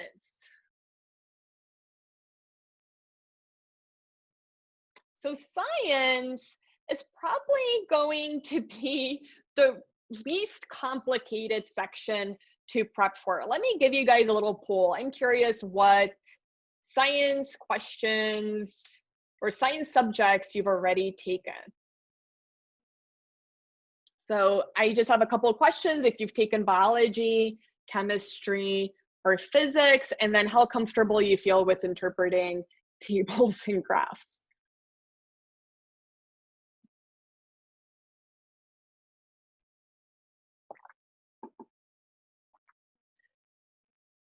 So it looks like most of you have taken at least some sciences, and it's not really required that you have already taken all of these subjects when you take the ACT, but you should have a general knowledge of what is force. Force is mass times acceleration.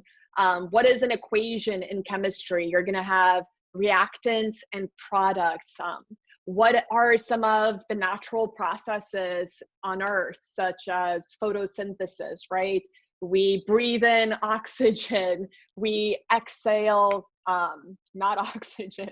So you need to have just a very basic understanding of science. I hope nobody quotes me on we breathe out not oxygen. I'm going to share these results to you guys. But you don't necessarily need to go and take a whole biology course or chemistry course or physics course. There will be very few science questions that require you to use outside information. Somebody raised, David, you raised your hand. If that was intentional, just send me a question in the chat or on the Q&A. And I will be sure to address it. So science questions in general will have all the information you need in the tables and the graphs. They're not really testing you on how well can you read. There will be very few passages that only have reading parts that don't have any tables and graphs. Those passages will be few and far between. Mainly they're seeing, can you analyze data? Can you interpret graphs? Can you spot when it's increasing or decreasing? Can you see those trends? Can you see what variable they controlled and what variable they were measuring the effects of? So that's really what they're looking for. So this is a section that tests you on how well can you interpret those tables and graphs? So you probably won't be surprised if I tell you for science passages, unless there are no tables and graphs, I'm just going to skim whatever is actually written out, and then I would go back and read it if needed. Most of my time is going to be spent looking at what is the information in the tables and graphs. And if I see labels in the tables and I have no idea what they're talking about, then I would go and reference the passage to see what is a bog, or what do they mean by a neutron if it's something I'm not super familiar with. But that is not where you need to be spending the bulk of your time reading. Let's see here. So you get 67 passages, 40 questions, 35 minutes, about 5 minutes a passage. It is incredibly hard, even for students that have taken all of the sciences and they're fast readers and they have 4.0 unweighted GPAs, to finish the science section in just 35 minutes. There are very few students who can do that. So this is really a section where you need to feel comfortable, possibly even skipping around passages. So if you see a passage that's just really intimidating and you have no idea what's going on, go on to the next passage and come back to the one that you skipped at the very end of the test, making sure, of course, that you still have answers bubbled in there. I think one of the best ways to look at science is actually to look at some of the passages so you can kind of see what I am talking about. So let's look at, let's say passage 2 here, right? They only give us one data table, and then there's a lot of information for each student. So this is a case where I would need to read and understand how are these students different. I couldn't just rely on the data tables. But here with passage 3, I am just going to look at, hey, there's an equation, and then I'm going to spend most of my time just looking at what's going to be different between those graphs. And I'm only going to reference the procedure and other information in that passage if I come across a question that I can't answer just by looking at those graphs. Let's look at passage 4. So here again, they give us tables, and each of these questions will be mainly focused on, can you interpret the information in the table? They're not really going to be asking you a ton of information about what are amperes and seeing if you understand that concept, because they know not all students taking this test have necessarily taken physics. Let's look at this next passage. Here we have very little information in the tables, right? And much more written information. So I would take time to figure out what on earth do they mean by this L, M, and P in table 1 and just those numbers in table 2, right? I'm not given a ton of information there, so I would look at the passage just a little bit to see what's going on here. But let's have you guys just look at a passage really quickly, and I'm just going to give you 2 minutes. Let's see, less than 2 minutes. I'm going to give you 1 minute to answer the first 2 questions, and then I'm going to check back in with you. So let's give you 1 minute and just answer the first 2 questions of the science section.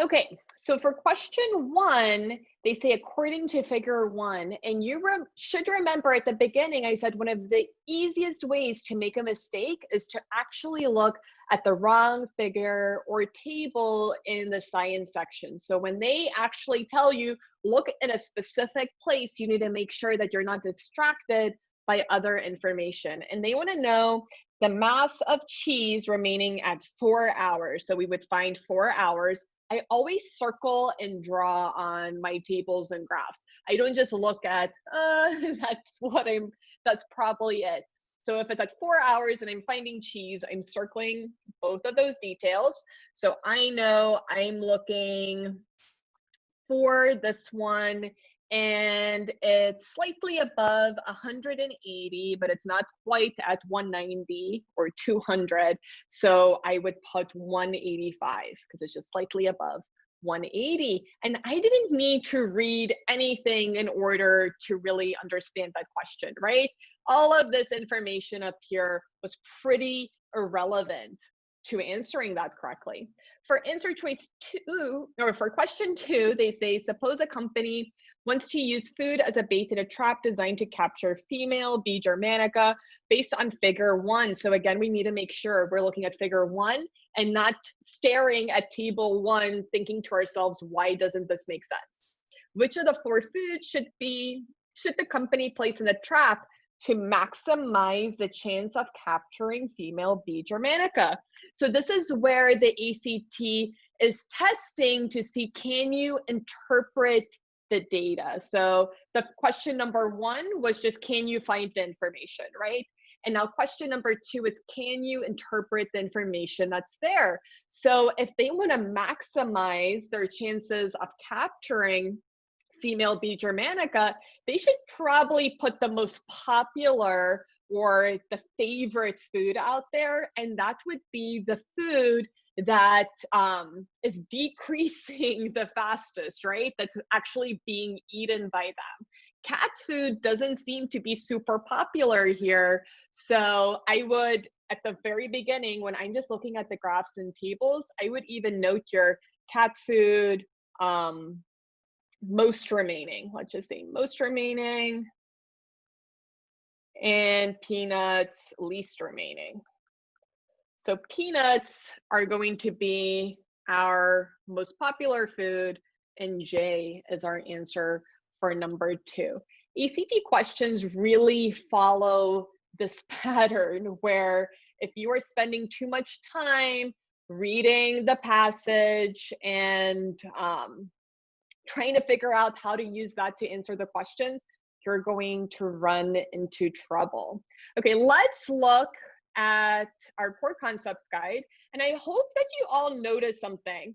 I have all this information here for the science strategy so that you can get familiar, so you can read this through on your own. What are the question types? What are the passage types?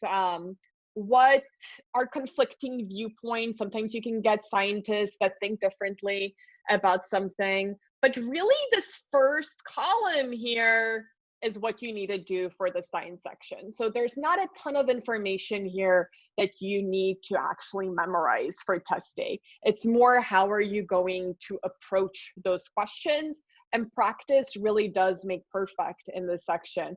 And you need to practice how to go find that information. Let's see, someone raised their hand. Wendy, maybe accidentally or on purpose. If you have a question, feel free to put it into the chat box or into the Q&A if you have questions. I'm seeing a couple of questions here, but I'm not seeing anything in the chat. Let's see here.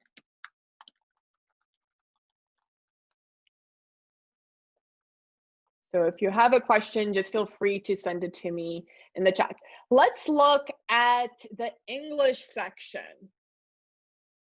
which is going to be the easiest section to improve on for the ACT. So if you find that you need to really boost your score and you're taking the ACT really soon and you don't have time to memorize a ton of math or improve on science or reading, really focus on honing your English test score, because there are very few rules that you really need to memorize. The questions are very predictable and they're pretty straightforward. So I find when students really invest the time to learn these concepts, they do better.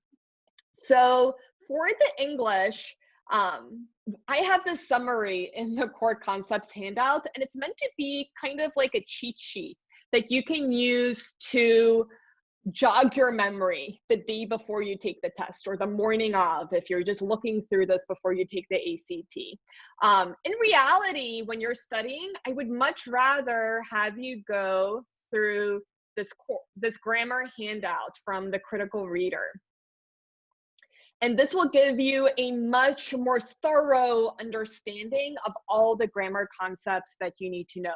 So there's something about grammar where if I just give a rule, you may not necessarily retain it as well as if I showed you this is how the rule applies to questions, which is what this grammar handout does. So I want to give you guys a final poll today. So this is for the English section. I'm just curious what your confidence level is right now for a couple of things before we dive into this.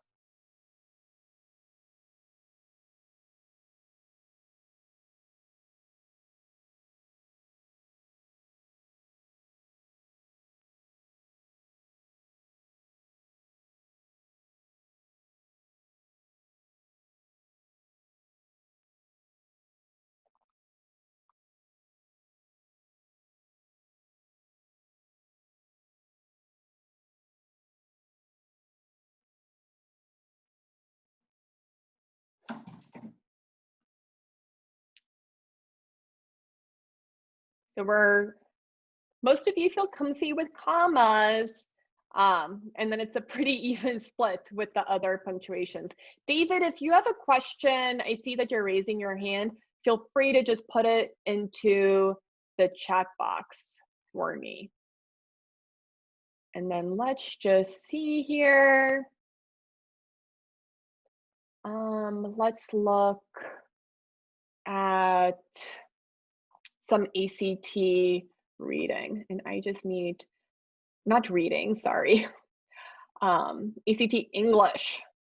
I'm sure if my brain is getting tired, you guys are also getting a little worn out today, but we're almost at the end zone for this. So apostrophes, and I'm gonna end this poll and share the results with you guys too.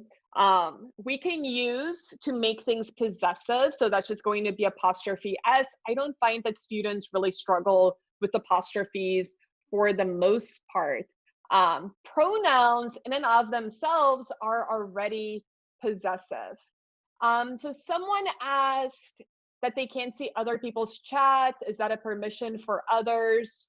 I think it's when you send the chat, then you should be able to select send to everyone. You should have that permission.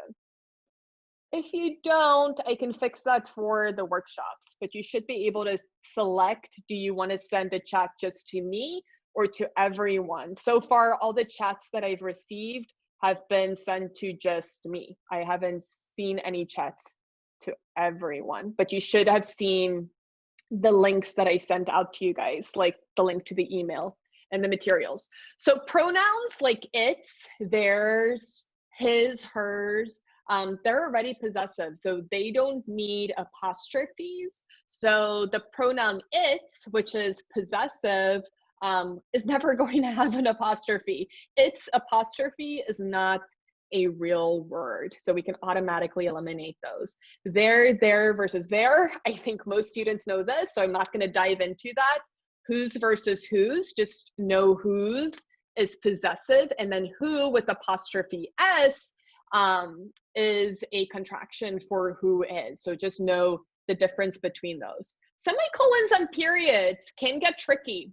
So semicolons are basically periods, which means that we need a subject and a verb on each side of the semicolon, or we need to make sure that there's not a fragment on either side of the semicolon before we can use it. So you will rarely have the ACT make you pick between a semicolon and a period because they're equivalent. Every now and then, you may see, let's go down to colons in here. Colons, where are they? Aha. So colons are used to set up lists and explanations. So I could use a colon before a list. I can use a colon to introduce a quote. There's a lot of common uses for colons, but when we are using a colon to introduce another complete sentence that explains whatever came before the colon, we can use a colon as if we would a period or a semicolon. So if I have options in my answer choices and they're making me pick between a comma and a semicolon and a period and a colon, the comma and semicolon and period are basically equivalent. So I can eliminate those answer choices pretty much. And then the colon may throw you off as, huh? A colon? How could that be? And the colon would be grammatically correct if the sentence that comes after explains whatever came before. It would be better than using a comma and a semicolon or a period. Even though all those forms of punctuation wouldn't necessarily make it wrong, because we can use it to separate two complete sentences. If what comes after explains what came first, we should use the colon. Dashes are going to be another thing that gets kind of tricky. We can use dashes the way we use commas, and even how we sometimes use colons, which is kind of weird, right? So we can use commas to set off non-essential information. And we can also use dashes to do the same thing as those commas. But note, we wouldn't have a comma and then a dash, or a dash and then a comma. So you want to make sure that you're consistent in whatever punctuation you are using. You can also use dashes to set up a list or an explanation the way you would use a colon. So they wouldn't make you pick between a dash and a colon before a list because it is grammatically identical. So let's look here at just a couple things from the core concepts handout that I want to make sure that I'm going over. This is a really, I know I've received some messages that it's going super fast, but I want to make sure that if I never see some of you ever again, that you at least have the very basics. During the ACT workshops and during the ACT course that I'm offering this summer, I go at a slower pace to make sure that you're fully comprehending as I go along. There's more time for questions. But during boot camps, my goal is to deliver all of the information that's going to be most important to you on test day. So I'm more concerned with getting through everything than going at a pace that is slower. I will be sending out a recording of today's session, so you can watch back any points of today's session that maybe you lost focus or you didn't fully understand something. So for the whole grammar section, I'm going to use this little bit that's in the beginning, this beware section. And this is the only section you're not going to see in the grammar handout that I just referred to. This is going to be used for guessing and when you're picking between two answer choices. If you really don't understand why would one be better than the other one, we're going to avoid answer choices that have words that end in ing, contain the word being or it, or has the word was, or long answer choices. The English section really wants to see answer choices that are clear and concise.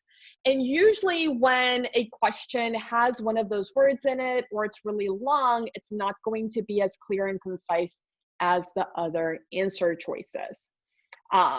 You're also going to need to skim and not read everything. So you can't just jump from one underlined portion to the next underlined portion, because they do sometimes ask you meaning questions. Meaning questions ask you to add or remove sentences or move them around or pick between however, consequently, therefore, as the first word in a sentence. And for those, you have to understand the context and the meaning of everything that came before and after. So you do need to skim everything, but you don't need to read everything in detail. As I mentioned before, the semicolon is equal to the period, right? And a comma and sometimes even to a colon. But if you're picking between a colon, a semicolon, and a comma and, we're probably going to need that colon. It would be really unlikely for them to have those answer choices.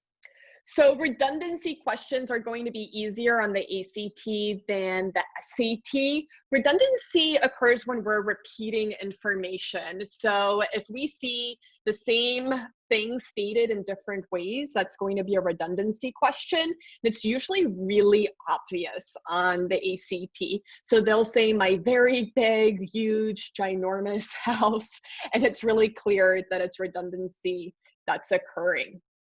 Commas, we want commas between subjects and verbs, right? So if I have a subject and a verb and then another subject and a verb, so I have two complete sentences, I need a comma and. But if I just have two subjects and one verb, or two verbs and one subject, I don't need commas. So if I say, I am going to a restaurant and then I'm running other errands, or I enjoy swimming and biking, I don't need a comma with that and. I enjoy swimming and biking. You're also going to use commas to separate non-essential words and phrases. And remember, you can also use dashes instead of commas for those. And then to separate items in a list, after introductory phrases. And something to note with commas is you can also use them to separate adjectives, to note that you can switch the order of the adjectives. And that grammar handout shows examples for those that make it a little bit more clear. So consistency, we need to make sure that we're always using consistent pronouns. So if I use you once, I need to keep on using you. I can't switch from you to one. Same thing with parallelism. I could say, I like hiking, biking, swimming. I cannot say I like hiking, biking, and to swim, right? You need to be really sure that you're keeping a parallel sentence structure. Modifiers, whenever I see a little introductory phrase with a comma and then what comes after the comma is underlined, I'm going to make sure that it actually makes sense and that it's not a misplaced modifier. Pronouns, we always need to be checking that they're clear in gender and numbers. So whenever I see a pronoun, he, she, it, them, they, their, I'm going to see what are they referring to in the passage. What is that pronoun referring to? And I'm going to make sure that it really wasn't it, especially if I see the pronoun it underlined. And then for subject-verb agreement, I want to make sure that I find the correct subject and the correct verb. And I am going to eliminate any prepositional phrases to make it easier to find my subject and verb. And you'll see more examples of that in the ACT workshops too, of how to do that. When I see verbs, I'm also going to be thinking about tense. And whenever you see a time reference, such as sometime in the past or sometime in the future, you're going to need to be thinking, they may be testing me on tense later on. Word pairs always occur together, so neither nor, either or, not only, but also an as and as. Let's do a quick little exercise here when we need to pick between these. things that can kind of be complicated every now and then. So if I need to pick between who versus whom, who always does things, and I think of whom as lazy. So who left the door open? Who did something there, right? They're responsible for an action. They left the door open. Versus whom did you buy that present for? You are the one who bought the present. Whom isn't doing anything. So it needs to be whom in that sentence. Then than versus then, they sound the same, but they're not.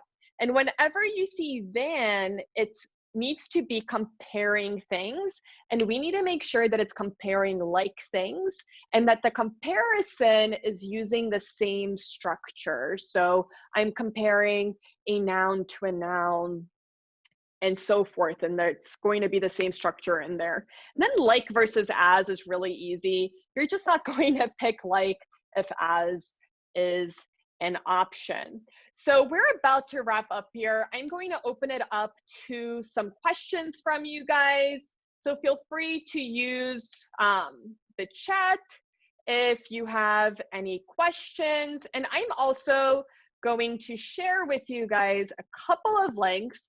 The first one, let me see if I can move this over so I can get to it. My first one is a program evaluation form that you can fill out. It's anonymous and it gives me a little bit of feedback from the bootcamp today. So if there's something you would have done differently or something you really like, please fill this out so that I can remember that for the next time. And then I'm also going to share with you a link to sign up for those ACT workshops that are going to be later this summer. So if you're not already signed up for them and you're going to be taking the ACT this year, I really recommend these. And they are all free also. And I will be emailing out the materials for them. So there's nothing to buy for those. And then lastly, I'm going to send you the link to my summer programs for both the ACT and the SAT. And if you use the code PRO25, you can get $25 off of any of those summer courses this year. I don't see any questions from you guys. So I think, oh, here's a question. So someone asked, will we be allowed to write on the test as far as annotations go? Every time my school has done practice tests and stuff, we were told not to write on them. You are 100% allowed to write on your test when you take it for real. So your school may have some interesting policies about the practice tests, trying to reuse them so that they don't have to do a lot of printing. But on test day, you can totally write on your test. And I have heard really sad stories from students who didn't know they could write on their actual test on test day, and they didn't. And you're just not going to score as well if you're not able to write on it. So you can 100% write on it. And if you take it on one of the test information release days, they will actually mail you a copy of your test booklet so that you can review all your handwritten notes and so forth from when you took the test, which is pretty cool. And for practice tests, if you're prepping on your own, I really recommend also printing out the tests or pulling them up on an iPad if you have one and writing out your work and showing how you are thinking through it. So when you're scoring the test, you don't just see, oh, I circled A, you can understand your thought process and then work on changing that the next time you take a test. I will leave the chat box open for a couple more minutes in case anyone else has any questions. So remember, there's the course evaluation link here. There's the link to SHPL, which is a Safety Harbor Public Library, who I offer all these free workshops and boot camps in partnership with.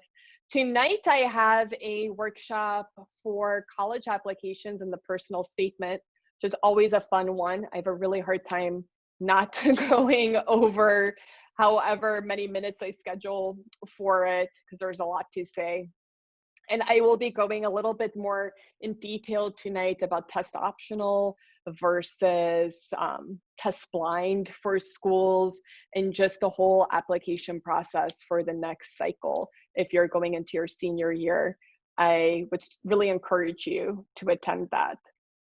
I'll just give it a couple more minutes here to see if anyone has questions, and then we're going to wrap up for today. Let's see, I have one up here. So someone asks, I am entering 9th grade. Should I take the SAT or ACT this fall? I probably would not. I have a suspicion that if you're entering 9th grade, you most likely have not taken all of the math requirements yet for the ACT. So I doubt that you've already taken Algebra 1 and 2 and geometry. And I also doubt that you've taken pre-calculus. If I'm wrong and you've already taken all those courses, then I would consider taking it. But if not, I would just start taking practice tests and familiarizing yourself with the test in a more laid back way, and then waiting until at least your sophomore year to take the test. Someone asks, how do I register for the college application course? So that would be if you go to the SHPL link. Let's see here. And then it's a personal statement and applications one. I can share that link specifically. So this is for the personal statement and applications workshop. The link I just sent. Let's see, any other questions? And for questions you submit to the Q&A, they can be anonymous. The question I just got before was anonymous. So if you have something that you're curious about and you're maybe embarrassed, you can still ask them. So do they have practice ACTs out there? So if you want to find more practice tests, I would really encourage you to invest in the ACT prep guide. So the red book, whenever you see the official ACT prep guide, they're real practice tests right from the makers of the ACT. If you don't have the financial resources to buy the book, or you just want to print out your own tests, you can search for official ACT practice tests online. I would just put ACT practice test PDF. And then when you find the test, I would make sure that there is, let me show you on this one.